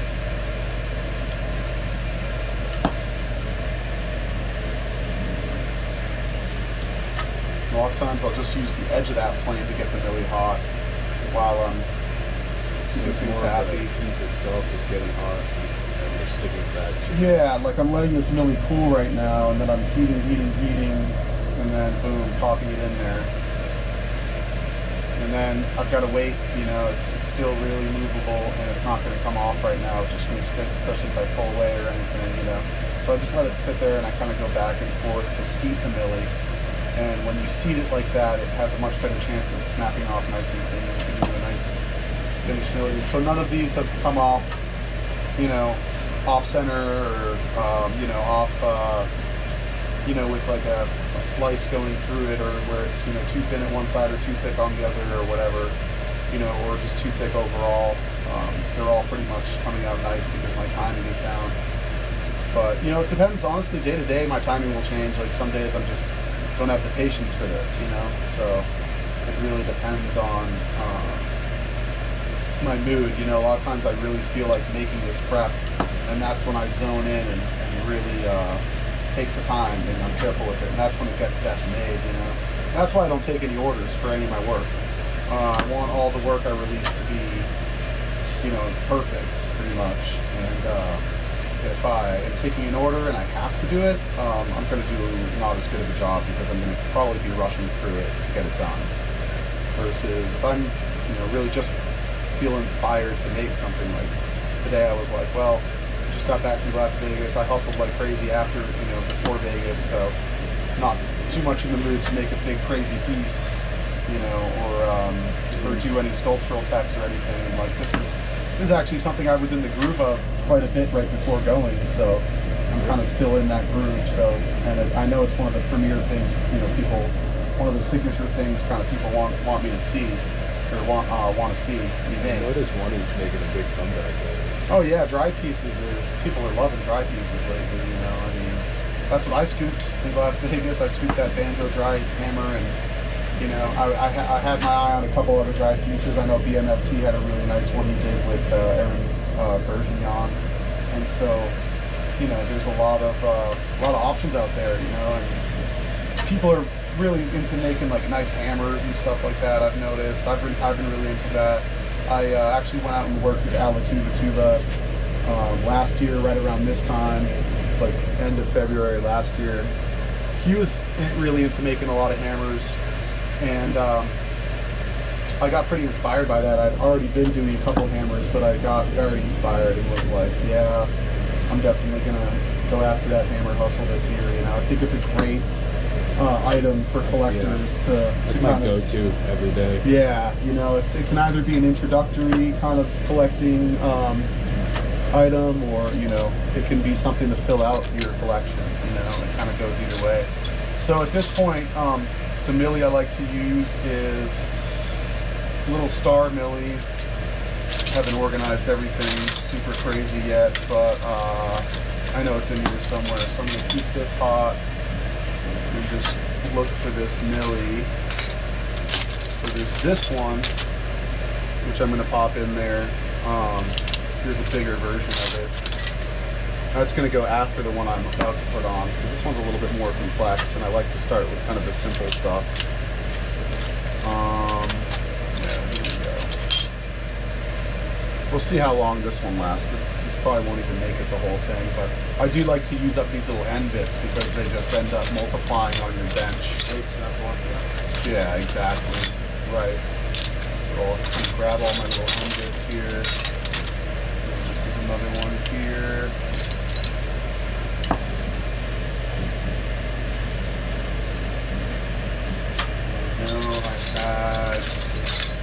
Here we go. Oh no. Let's see here. This is one. So many varieties. Oh dude, there's so many to choose for, to look through, and like it's very hard to keep it all organized, you know, like. Do you keep them like 2 years too? To different years? Yeah, like do you try to keep Oh no, there's a lot of overlap. There's a lot of ones that have gone many years of use, you know, that really, like, I use very little of, you know what I mean? Like, yeah. Just very little of.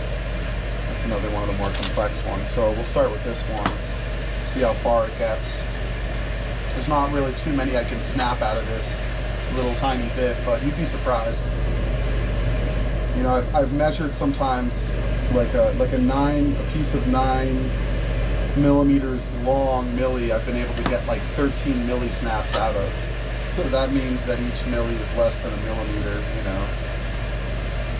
So you're definitely getting some nice thin, really flakes. You know what I mean? They're flakes. You know, and they kind of make sense, right? Because these are all snowflakes. Yeah.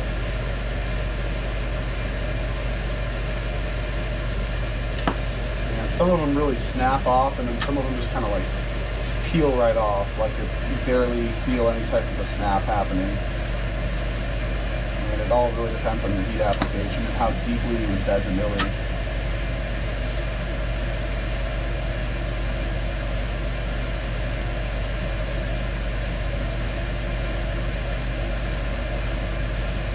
And so this is just kind of like the tedium of this tech. It's just like, okay, another milli, and then go all throughout and cover it in that milli, you know, kind of evenly as much as I can. So I'll use the other millis as a guide, but also look where I just added 2 of them, and I'll kind of, you know, triangulate from there. And I'll try not to have 2 of the same milli right next to each other, you know. Definitely want to spread it out. And right now it might look like, okay, that one's next to that one, but there's going to be one in between there, you know.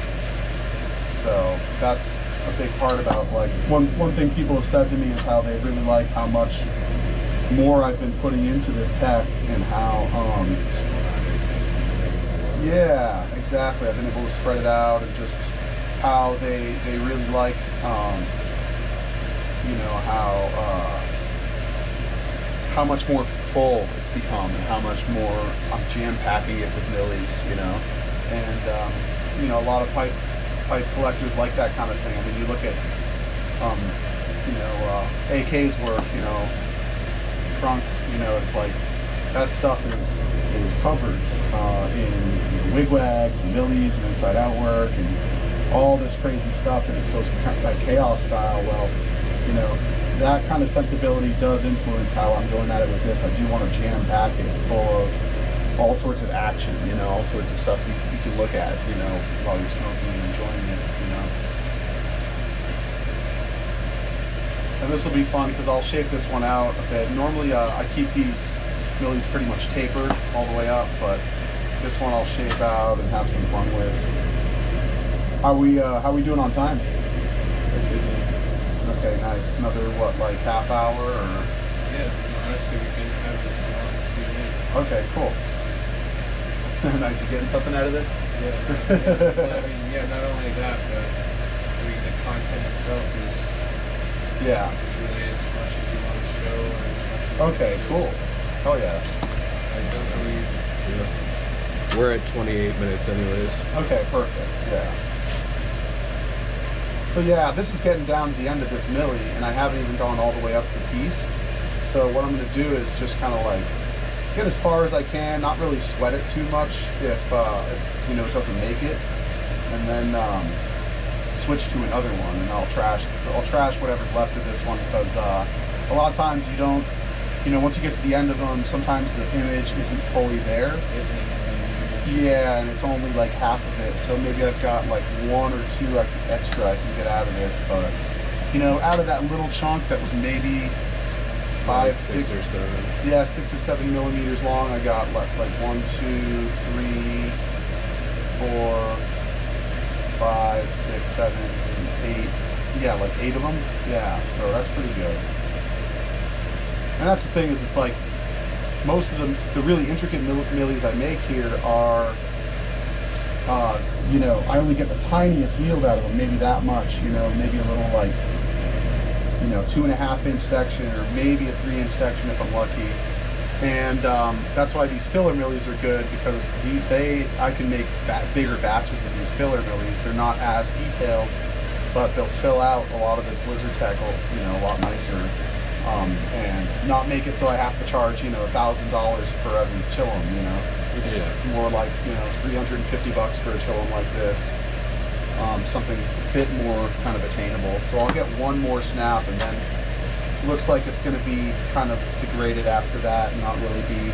I mean, even now you can see they're a little bit stretched in kind of a weird way, but it kind of actually looks nice still.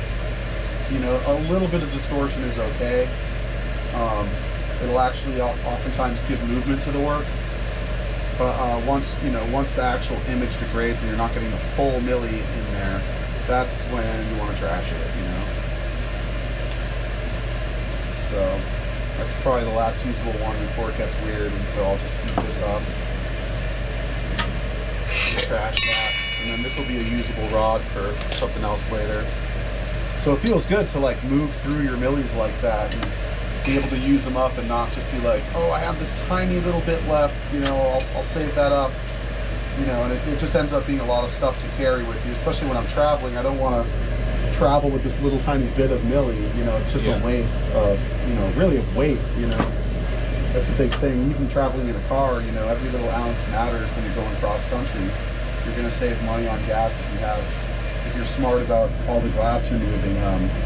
A lot of times what I would do on my road trips actually is not get too much glass and wait on getting glass, because I know, like, for instance, in Colorado, you can go to DNL. They're going to have glass for you no matter what. They have a huge warehouse, you know. Same thing in different parts of the country. There's places that supply glass where you can get it you know, as you need it. And normally those are places with a large concentration of glass blowers. There actually used to be people here in Maine that would, here in Portland, that would supply glass, but those have since shut down. It's just not enough demand. But I normally order my stuff from Mountain Glass, but I don't need too much, you know. I just really need this Preps tubing and then all my millies. Speaking of ordering, you know, it's a lot of blues, and is that you kind of keep it to the... Yeah, I tend to order a lot of blue Stardust, like 5 to 7 pounds at a time, you know, which is a good amount for me, and every like month almost, you know what I mean? Right now I'm actually doing pretty good on it, because I'm just doing a lot of different things right now. I'm not just solely, you know, featuring this, but I'll spend, you know, $800 to $1,000 every time I get kind of a new order of this stuff. So it's definitely a considerable cost, and it's also like, you know, you got to make sure you're getting the right quality stuff, because I've gotten a couple different qualities of this, and I've really noticed the differences, because, you know, when you work with one color all the time, you totally notice inconsistency. Yeah, exactly, all the different inconsistencies and different things like that. And so I'll go through with my other millie, and I'll probably make it a little more sparse for time's sake. And then I'll start getting into the more intricate millies. So that's the end of that one. Now I'll go to this one. Yeah, and I'll use this size. This one's a little bit more complex. It's actually made the same way I just made. I did the other one, this other kind of pinwheel millie, and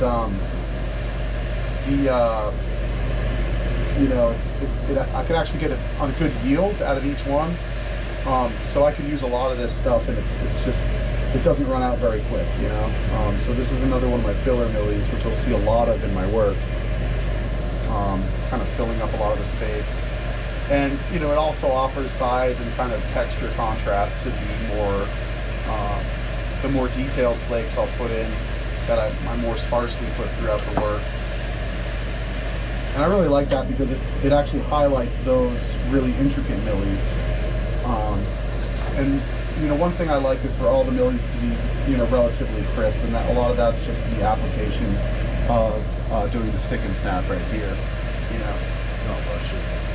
Yeah, like a lot of times they can get smeared or be weird. I mean, sometimes the millie itself isn't isn't a good millie and isn't going to look right, but then other times it can look smeared because it got twisted after it got worked, you know, got set in and melted in, or, you know, there's all sorts of different things that can happen. And so I really try to, like, there was a pendant I had in my case at Las Vegas, and shops were like asking about it, and I was like, yeah, that's just kind of sitting in there. I'm not really trying to move that, you know what I mean? It had some blurry flakes. I mean, it was still passable quality, but it was the kind of thing where it's like, I knew I could do better. I knew I've released pendies that are a lot cleaner, so why put that one out, really, you know?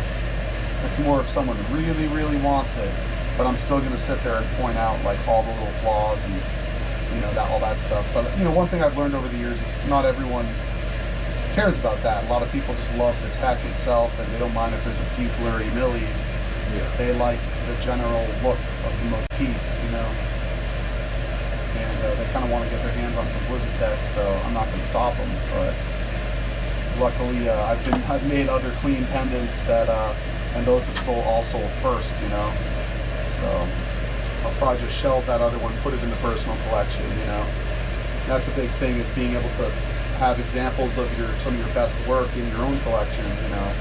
Like, I'm stoked that I have that little Sherlock. It might have that one little spot in the marble, but the rest of the Sherlock is pristine, you know. And so I'm stoked that I kept that one, because it's a great example of, you know, actually when I first started to really clean up the tech beyond, you know, kind of just to another level, you know. You gotta be your own biggest fan sometimes. Yeah, exactly. Yeah. So here I'm kind of sparsely setting this one in, just going up the tube, you know, making sure I get, you know, every so often on here. This is a nice big one, so it'll create a lot of kind of visual, you know, visual space, you know.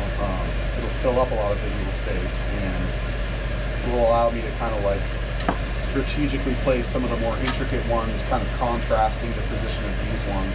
So I don't want to place them too close together, because that'll actually fill it up too much, because these are big. These are coming out a lot bigger than the other ones.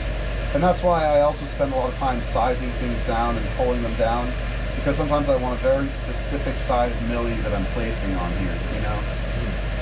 Sometimes I don't want it to be too big or too small. It's just got to be right in that middle zone. Sometimes the same, you know, if you're doing the same milli, sometimes it's nice to take the same milli and do like this size and then a really small size of it. And that way you'll get this kind of special kind of depth, because the same exact milli looks like it's in different spaces in your kind of depth of field, even though it's a 2D motif.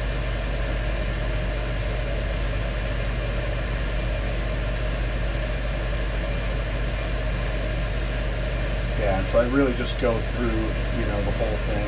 And again, I like to keep it nice and hot right there at the base so it doesn't snap on me. That's the worst. Sometimes I've snapped this thing off, and instead of this snapping off, this snaps off, and I've got the milli still attached. And that's when you have to like kind of MacGyver it and maneuver it a little bit, you know. So I'm done with the filler snowflake millis, you know, and those are all placed. And so now what I'm going to do is I'm going to go ahead and add in wigwag millis, because these are all snowflakes. And the wigwags, I don't have any filler wigwag millis, so they're all going to be unique and pretty much different. Maybe I'll use this twice in the piece, but you know, considering this is a, you know, a kind of regular size 1E, I'll probably just use it once and then move on to another one. I have a lot of different ones to select from, you know.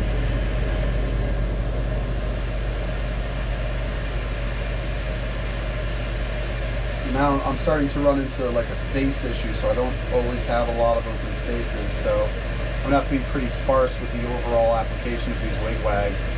Maybe I'll put like 5 or 6 in here, and then move on to the more intricate snowflake millis. And then, you know, sometimes you put a lot of snowflake millis on, and then it's like, okay, well, there's a space for another wigwag. I don't like to put 2 of the same or really just 2 in general wigwags together. Because I like, you know, they look good, they look better spaced out between the snowflakes. One thing that's kind of interesting is, you know, we as artists, we make all this work, and sometimes we don't understand what the work means until we kind of make it, because it comes out of us, you know. And it took me a while to figure out what this meant, what I was doing with Blizzard Tech, and a lot of it is the idea of order and chaos, and kind of combining chaotic elements and ordered elements into one thing that kind of represents a snowstorm, which can be a beautiful and dangerous thing at the same time, you know, as a lot of things in life are. And so the wigwags represent kind of chaos because they're spiraled and they're very erratic. And the snowflakes, of course, represent order, because they're highly ordered, you know, and they kind of come to a central point, and they have a, you know, very geometric look to them, and sharp edges and things like that, and they're highly ordered. And that is, ice is the most kind of like ordered state of water, so it kind of makes sense. And I didn't know that when I first started doing this. I just thought it looked beautiful. But after a while, I started realizing I was actually imparting certain, there's things inside us that come out like that, and they're ancient, and we don't understand them, and we can come to understand them the more we can try to grasp who we are as people.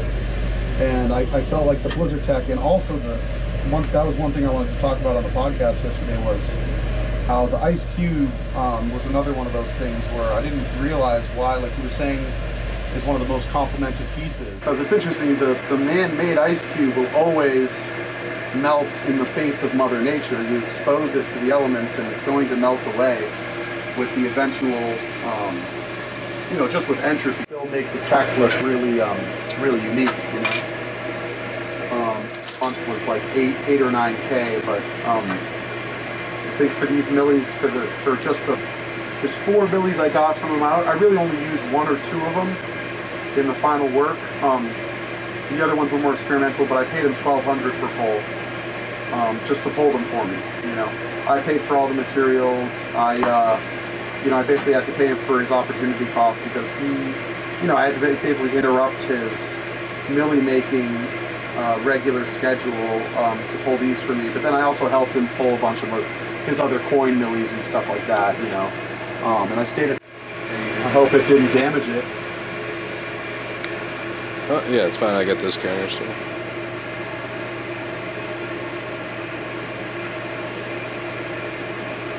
But yeah, that was a big thing about working over at Marcel's. I mean, that's a big part of where the Blizzard Tech came from. It gave me enough milli to say, well, I can waste some of this milli. I mean, I got a giant, baseball bat of milli, and I'm using it like this, little tiny flakes at a time, that you pull down from a larger chunk. I mean, like this right here is a chunk that I'll get hundreds of millis out of because it has yet to be pulled down and yet to be applied, and this is like one of the bits that I pulled off there, and I could get, just off here, probably 10 to 15 millis, so, off that whole chunk right there, that's going to be like probably hundreds.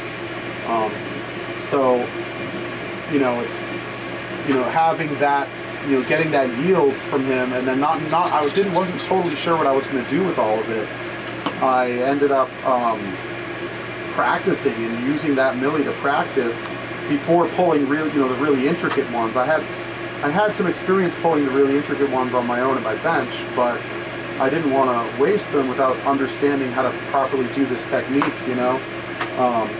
and so now that I really know how to do it like really thin and have just the right application, now I can pull really whatever milli or use a very intricate milli that I got a very low yield out of, and know that it's gonna look good in the technique, in the final product.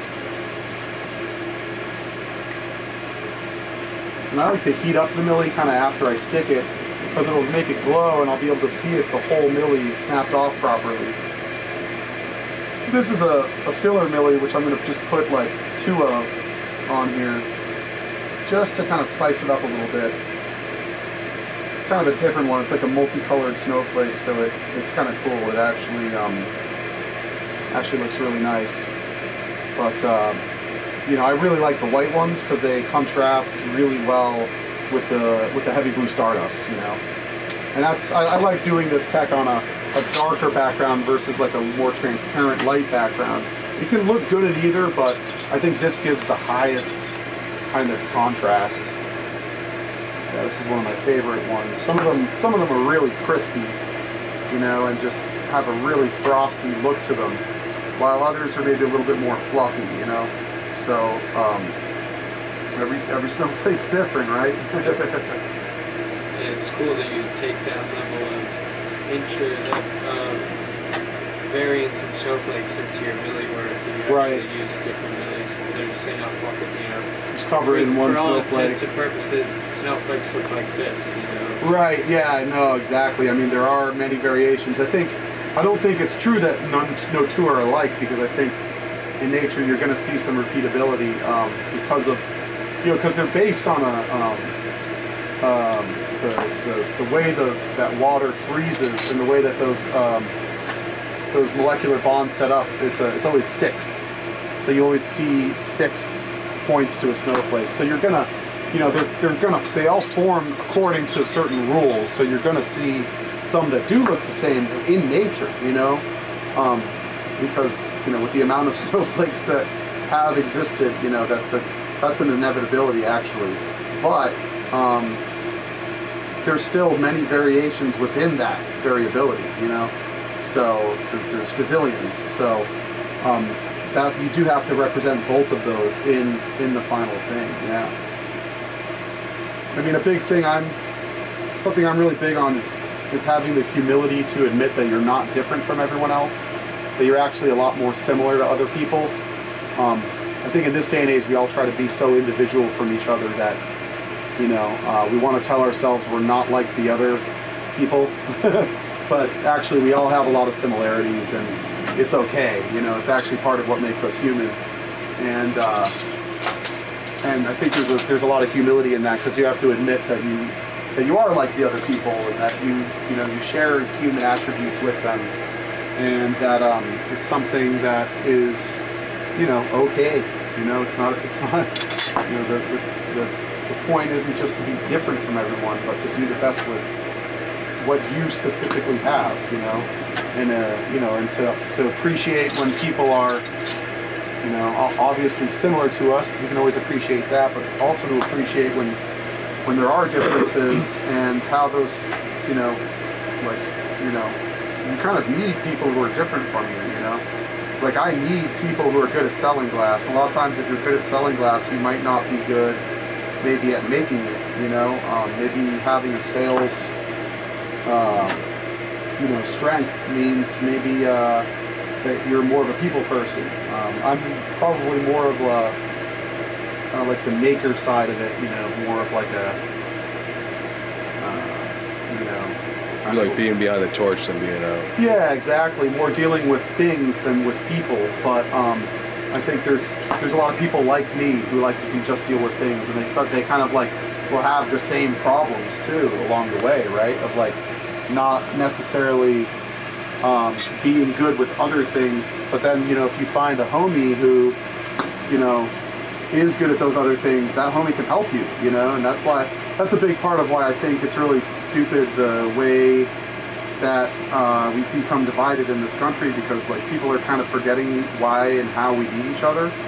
A lot of the innovators really need managerial types, and managerial types need innovators. Like if you can run something, if you can run a business, that doesn't mean you can start a business. And if you can start a business, that doesn't mean you can run a business. And I think a lot of people who have a lot of ideas are good at starting them, but then they get sick of that idea and they want to go create another idea. But like that one idea is a whole business. Like my ice cubes are that's one whole account of a glass blower that could just make ice cubes, and people would love to see that every day. Different colored ice cubes in different formations, different ice cube collabs, and I try to keep up with that, but I've gone on to other ideas, you know what I mean? And at some point you have to do what you want to do. Yeah, I mean, as a maker, for sure, but I would also love to be able to have somebody go crazy with my ice cube idea and make something really cool out of that, and create a whole business out of it that's a more solid thing, because I just make the ice cubes when I feel like it, and those tend to go quick because stores are like, oh shit, you got ice cubes again, I want more, It's like if KGB, stopped making donuts and started making bagels or making croissants or something, and was left the donuts alone. Like, he runs that donut thing, he found his idea and he runs it really well. And then he does a few variations off it which keep it interesting, and he does different flavors which keep it interesting, but the core idea is donuts. And that I try to generally stick to the core idea of ice, for sure. I'm going to grab a little bit of these. But, I just have too many ideas, so it's actually hard for me to stick to one idea. I think if you look at my Instagram, you'll see that I'm doing like a lot of different iterations of ice, and you know, I'm playing around a lot with all the different ideas of what you can do with the medium. And that can hurt me sometimes because the collectors want the thing I've been doing, you know, not the thing I'm about to start doing, you know. But a lot of times I'll execute the thing I'm about to start doing well enough that people can get on board with it, and it'll be relevant to their existing collection as well, so it'll fit in a certain way. Yeah, you essentially keep the same. Right, the same theme. If there was a general one word, cold. Yeah, exactly, cold. Yeah, big time. And so here I'm covering each milli up in clear, and I'm being really careful not to bubble the clear.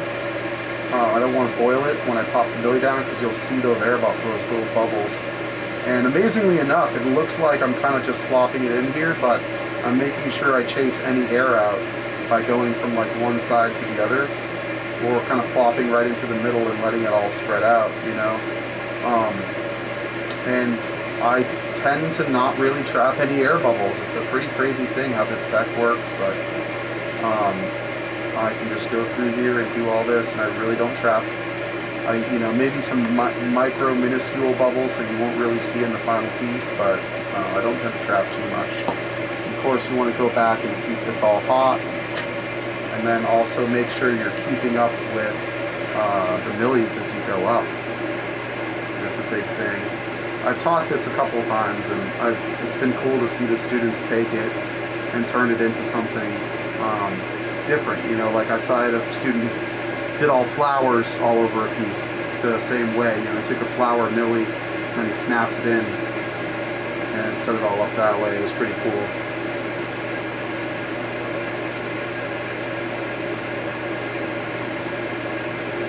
And what's interesting is when I used to do this on Heavy Blue Stardust, the Heavy Blue Stardust is so saturated with all these other metals and different sparkles and stuff like that that you end up with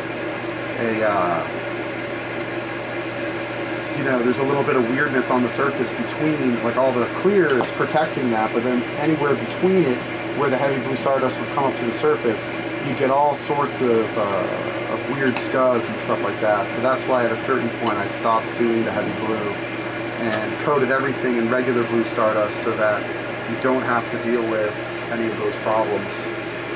And that's just like an extra thing I do in my work that you're not going to see. You know, you're not going to see the consideration that went into keeping the work clean, because you might not notice that each of these blanks is actually a color overlay. It's Heavy Blue Stardust with regular Blue Stardust over it, which, you know, again, like I said earlier, you get the best of both worlds. You get the bling, really heavy sparkle saturation from the Heavy Blue, and then the workability on the surface of the regular blue. But you wouldn't, you know, you would think, oh, that's just Heavy Blue or that's just regular Blue Stardust, and it's just, you know, coiled up and blown out. Well, it's definitely a lot more than that. I don't coil up the Heavy Blue because you see the coil lines. It looks like shit, you know.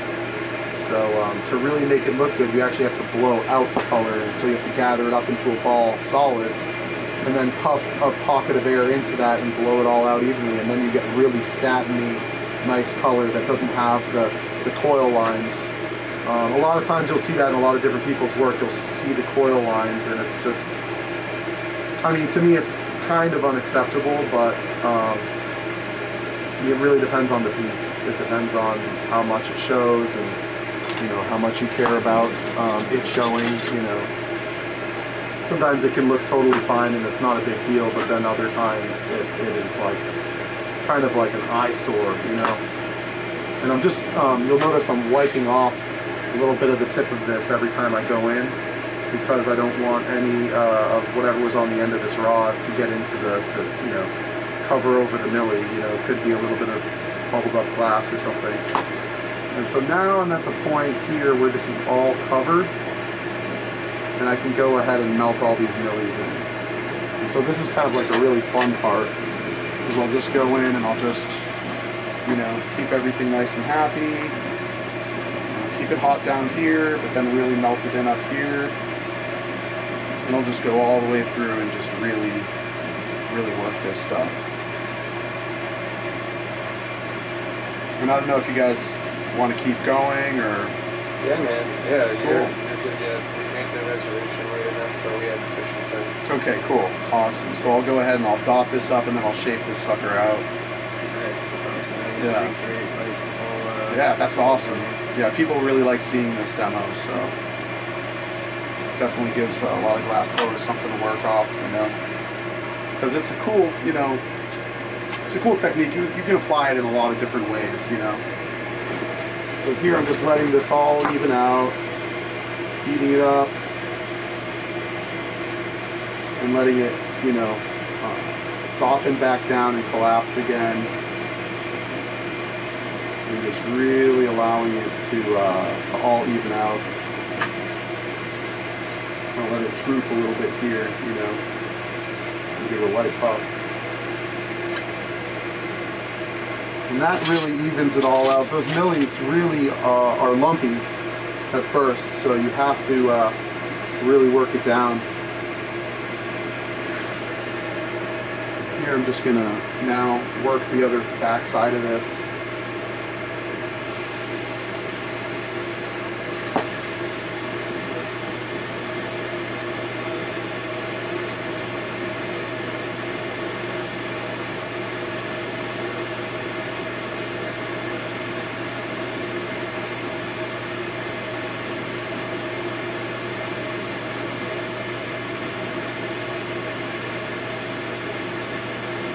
You can see it takes a minute for it to all really agree to come together. And that's why I just, you know, really like to work each section. I like to let the glass fall in both directions. Give it a nice puff, and then let that collapse in again. And that's why, again, I don't use a blow hose, because I don't get any of that back pressure. It'll just heat up, and then it'll push the air out as it's collapsing in. Take it out, let it all collapse. Give it a little stretch. Sometimes it likes to gather up. And it's tricky here because you can like turn the millies in either direction. You can twist them, so it's really all about kind of like I'll go 3 forward, 1 back, 3 forward, 1 back. You know, I'll do that a lot, and that'll all basically keep everything even, because you have to reset your spin whenever you go backwards, and it'll keep your hands on par, keep everything synced up, like that sync tech. No, it's interesting. Yeah, that's what the sync tech is basically. It's keeping it in sync. It's almost like a machine type of thing. Yeah.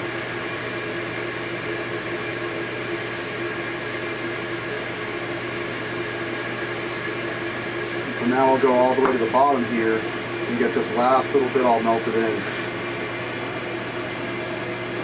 It pretty much is already, because it's right at the border of where I was really heating it, but this last little bit just needs to get fully melted in. You know, I'll melt it, but then it'll still be lumpy because everything's thickened up.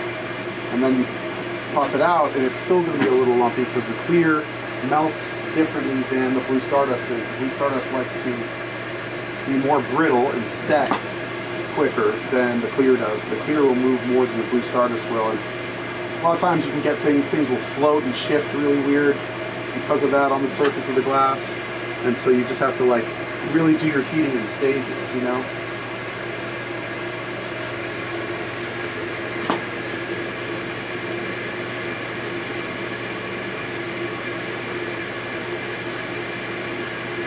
So here I'll just get everything nice and hot. Go this way, go that way. It really wants to move right now, so I'll give it a little stretch. Give it a puff. Nice, everything's pretty happy. And then I'll pretty much just give it one overall melt here in this kind of the whole like bottom 2/3 area here. Really heat the fuck out of it.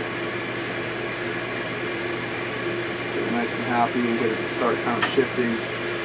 Again, I'll go back and forth like this to get it to move. A good pull, a little bit of a puff. Nice. That's pretty good. And then this little spot where I wiped off the clear, I'm just going to melt that all down and make sure that's all happy. don't want that cracking on me out of nowhere, you know? It's kind of like I kind of just slapped it on there to clean off the rod, but now I'm just going to melt it in proper.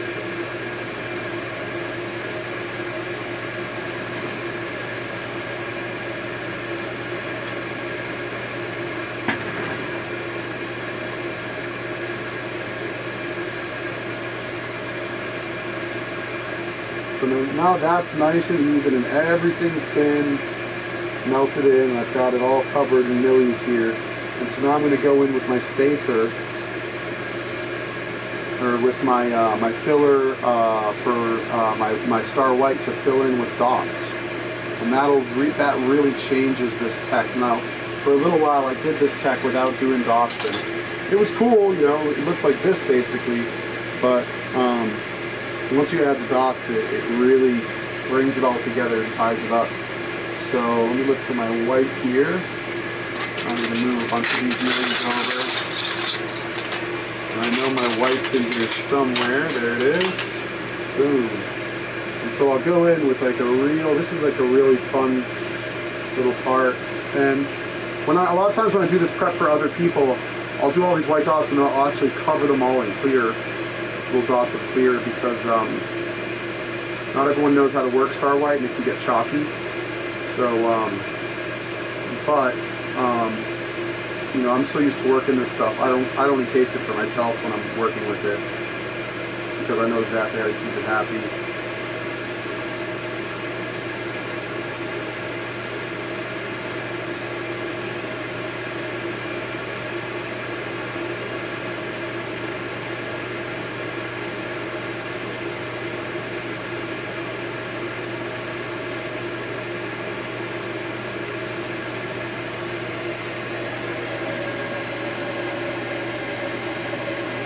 Try to get snow in between every little flake here. So this really creates that, really solidifies that depth of field. So you realize you're kind of looking at close-up snowflakes against the backdrop of a general blizzard.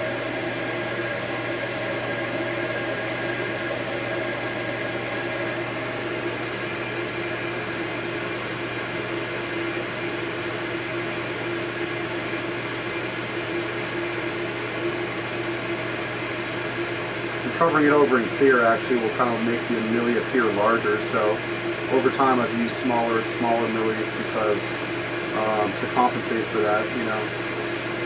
There's a lot of that type of stuff, like for instance using a smaller blank because you know it's going to grow as you add millies and add clear. You know, again, you have to compensate for that, so there's a lot of forethought that goes into it. Here I'm going to keep the bottom nice and hot. You know, you don't want that to cool off too much, because I always go right back in with a direct flame. I'm not really trying to baby this too much anymore now that I'm in the final stages here.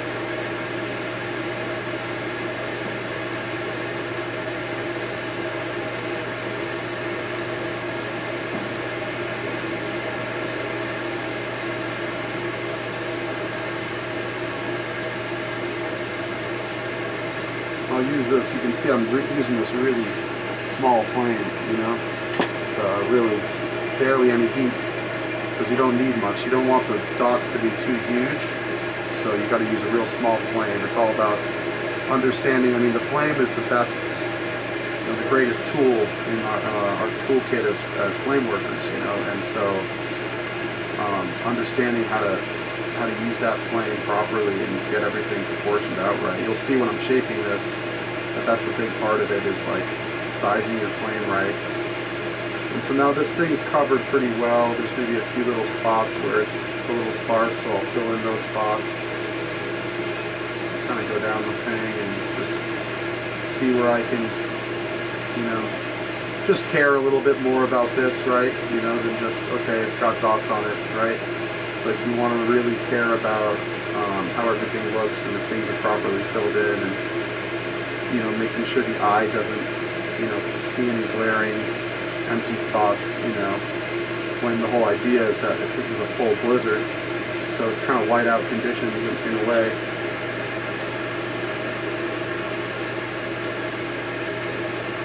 Sometimes it does require really going in and lacing up a bunch of these in one area.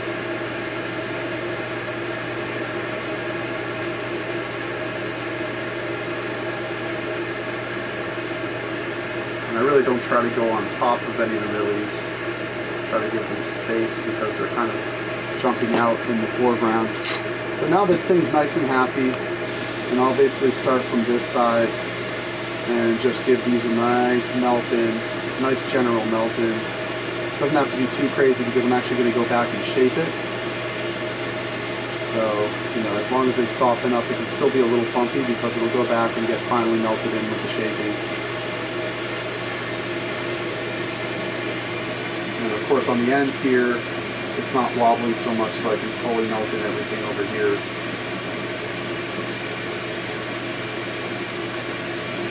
And so that's it right there. You know, this is all, the whole design is in now. And I can use this thing to like make sure everything's nice and even for the most part. And so right now it's like generally off kilter a little bit, but what I'll do is I'll go in and correct the whole shape while I'm shaping it. That's kind of cool to see.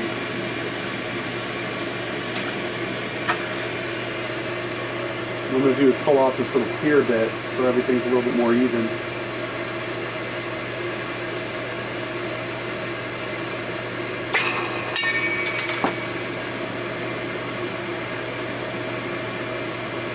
Again, I'm keeping a certain distance from the beginning of my flame. If I go too far in here, it can get a little too hot.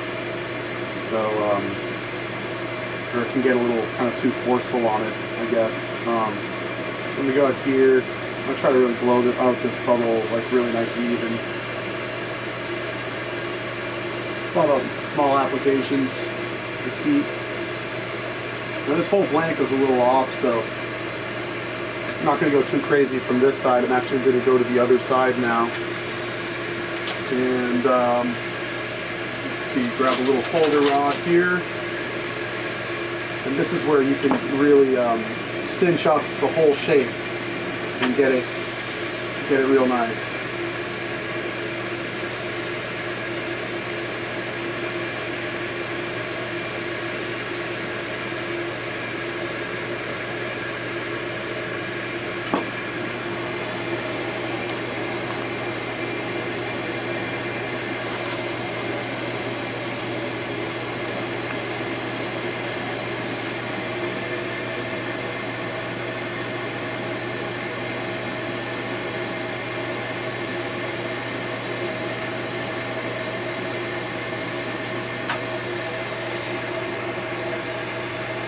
Really just letting it find its place. I don't want to get it too hot right now. Really just little staged bits of heat to get it to stretch right where I want it to.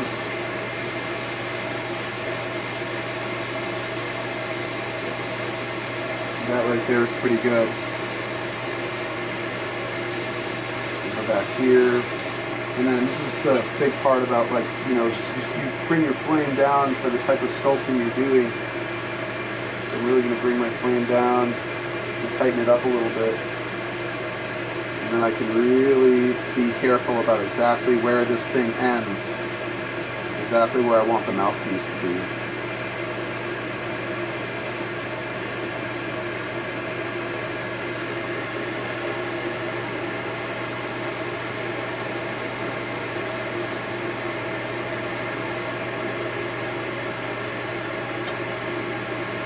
Puff, go back in, give it one more little stretch, make sure everything's happy, and then here's where I'll set the straightness of the piece.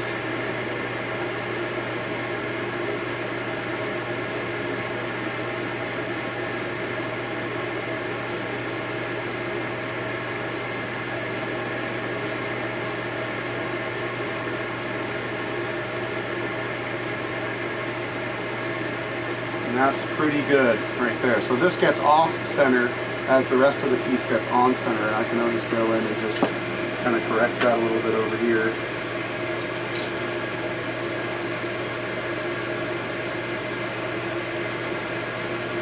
Give it a general straightness.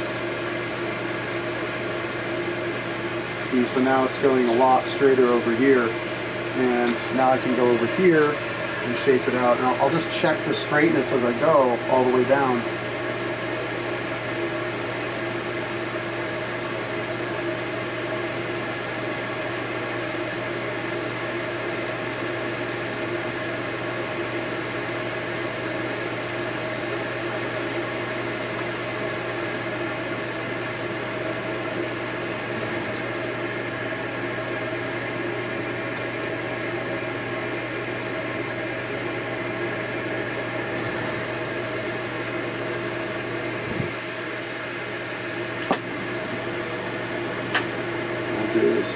Try to use a single flame.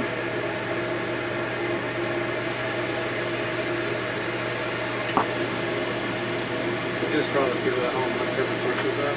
This is a Mirage.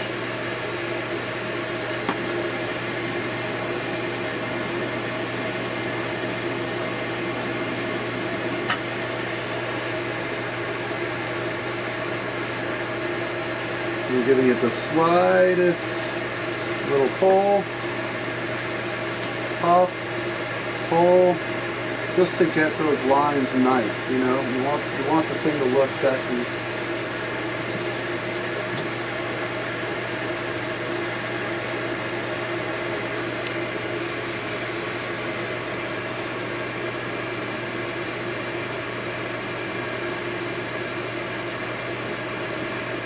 So we'll just keep it nice and straight for the most part.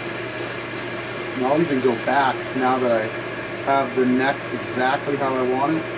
I'll go back here and just give the mouthpiece a little bit more of a shape.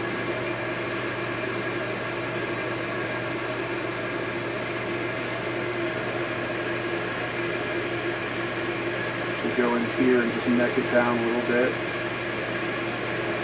And give it a push. See, and that gives it a little bit more of a shape. It's little micro adjustments, you know what I mean? That's how to kind of make it work. And then, like, after I make my micro adjustments, I'll keep the very bottom and just line everything up using my rollers here.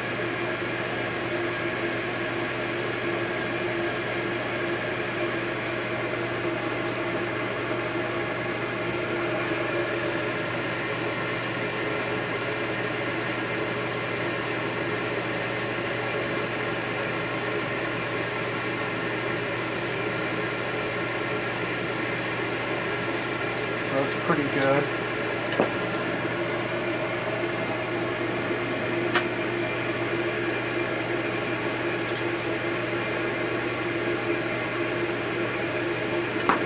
So I'll just re-straighten this.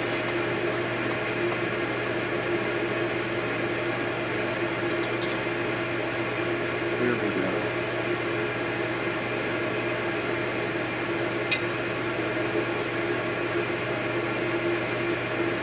Like, it doesn't have to be absolutely on point.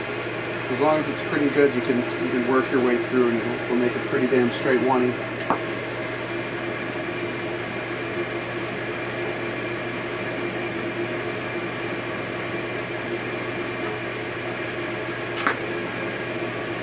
So here I'm going to just give it some general heat. Kind of heat up the next 2/3 of this thing.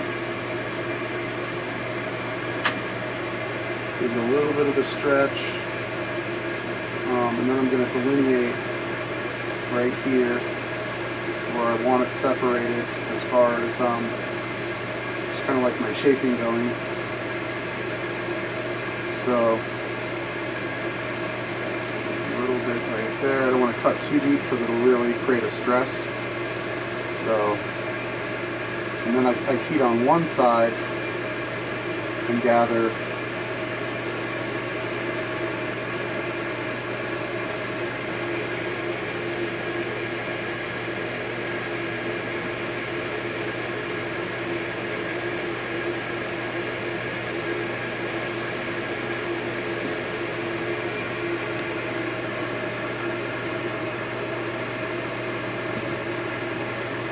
do a little push. And that pretty much gets me the shape that I want.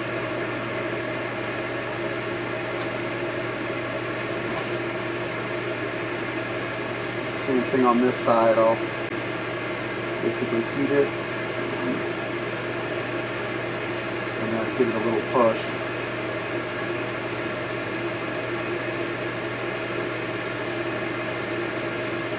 We have about 15 minutes left. Okay, perfect.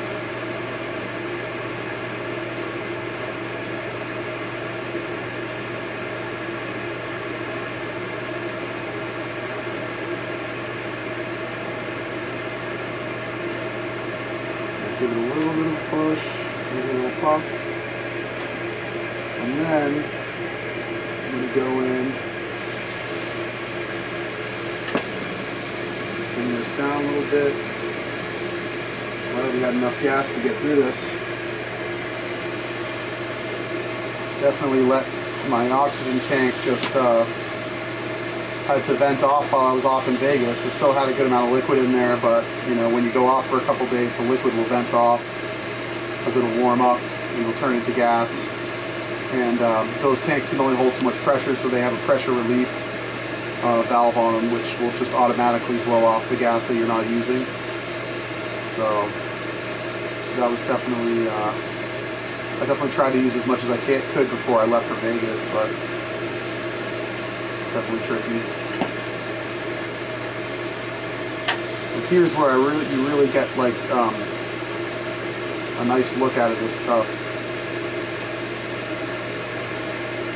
Is when you can let it droop to one side or the other.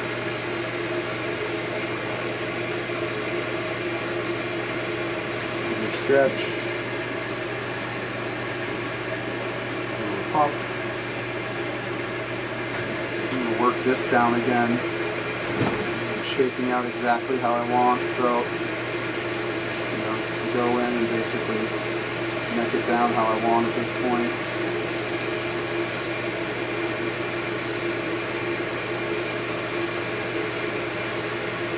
I really want a very specific look to it, so again, I go in with this sculpting flame. You know, this is good for making Marias and things like that. I really just ride it on that flame for a minute. Build the heat up right there.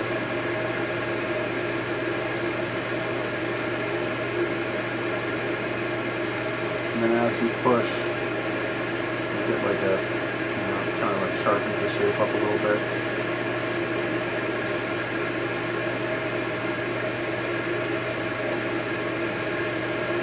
That looks a little bit better. But then I'm still going to heat right after it and just get it exactly how I want it.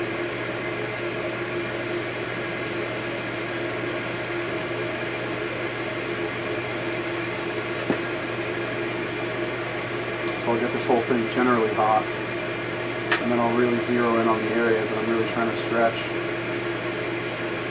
And it's just above where I was just heating and gathering.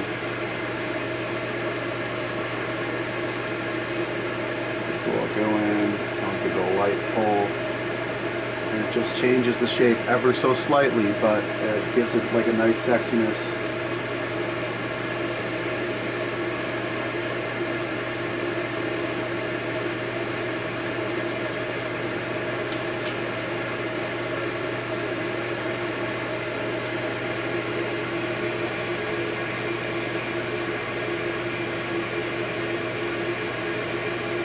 Again, I'm going to pull off all the clear that was on here so it doesn't interrupt my push when I want to pop out a nice clean hole.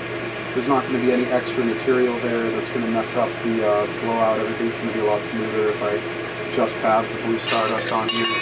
Sometimes you'll end up pulling some snowflakes off and stuff, but it's okay.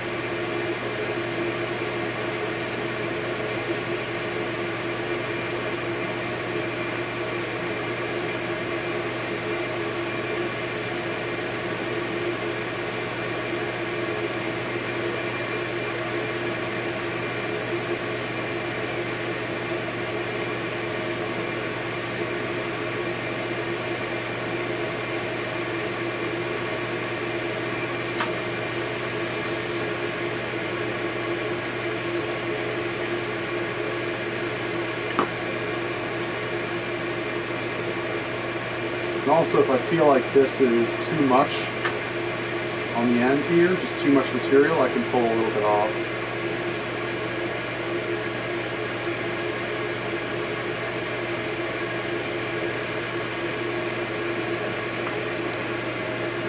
So yeah, like all that stuff is all blobbing out on me, so it's kind of like a little bit much, a little bit more than I want to use, so I'll pull a lot of this together, smooth it out. That's better. Oh, that glass on the end was kind of weird anyway, so I will just remelt it, keep repuffing it, keep remelting it. Get it to a nice happy wall weight.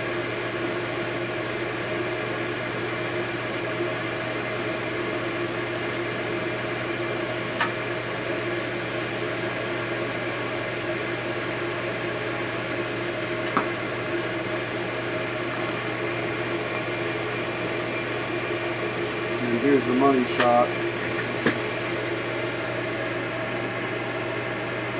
Pop out a little hole on it.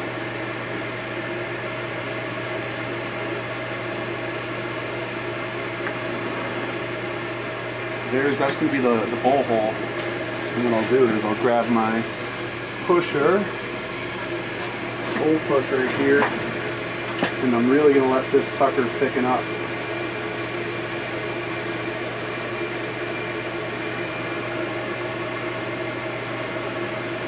Really going to condense. It'll be a nice thick bowl that way.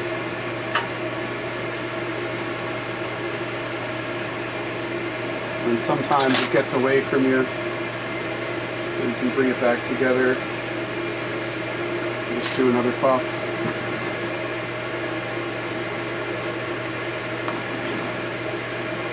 It's going to be a lot better. Because normally it's thinned out there already, so when you do that move and just kind of bring things together, it's happy again.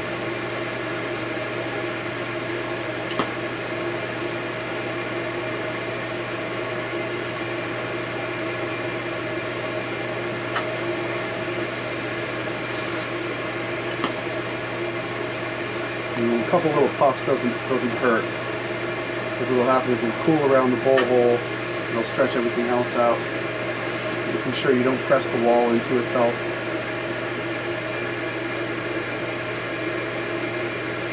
So right here, I'll give it a nice push.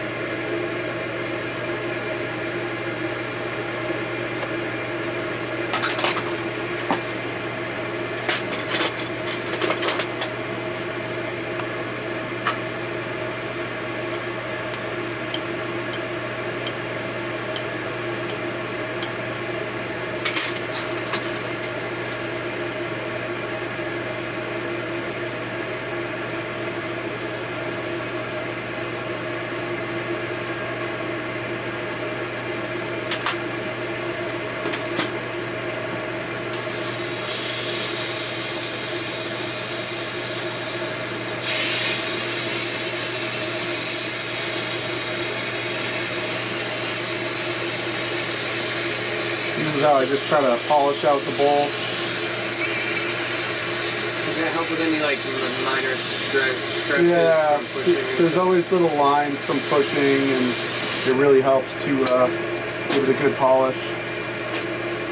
If you don't have the luxury of a hand torch at home, you can just use this very small flame. Yeah, you can just use a needle flame and get in there, and sometimes you have to push it again because it'll collapse the wall a bit, and you know, you just gotta be careful. This one came out with a pretty fatty bowl on it. This would be a nice fatty one. Yeah, exactly. Oh yeah. Cool. Thanks for getting the demo down.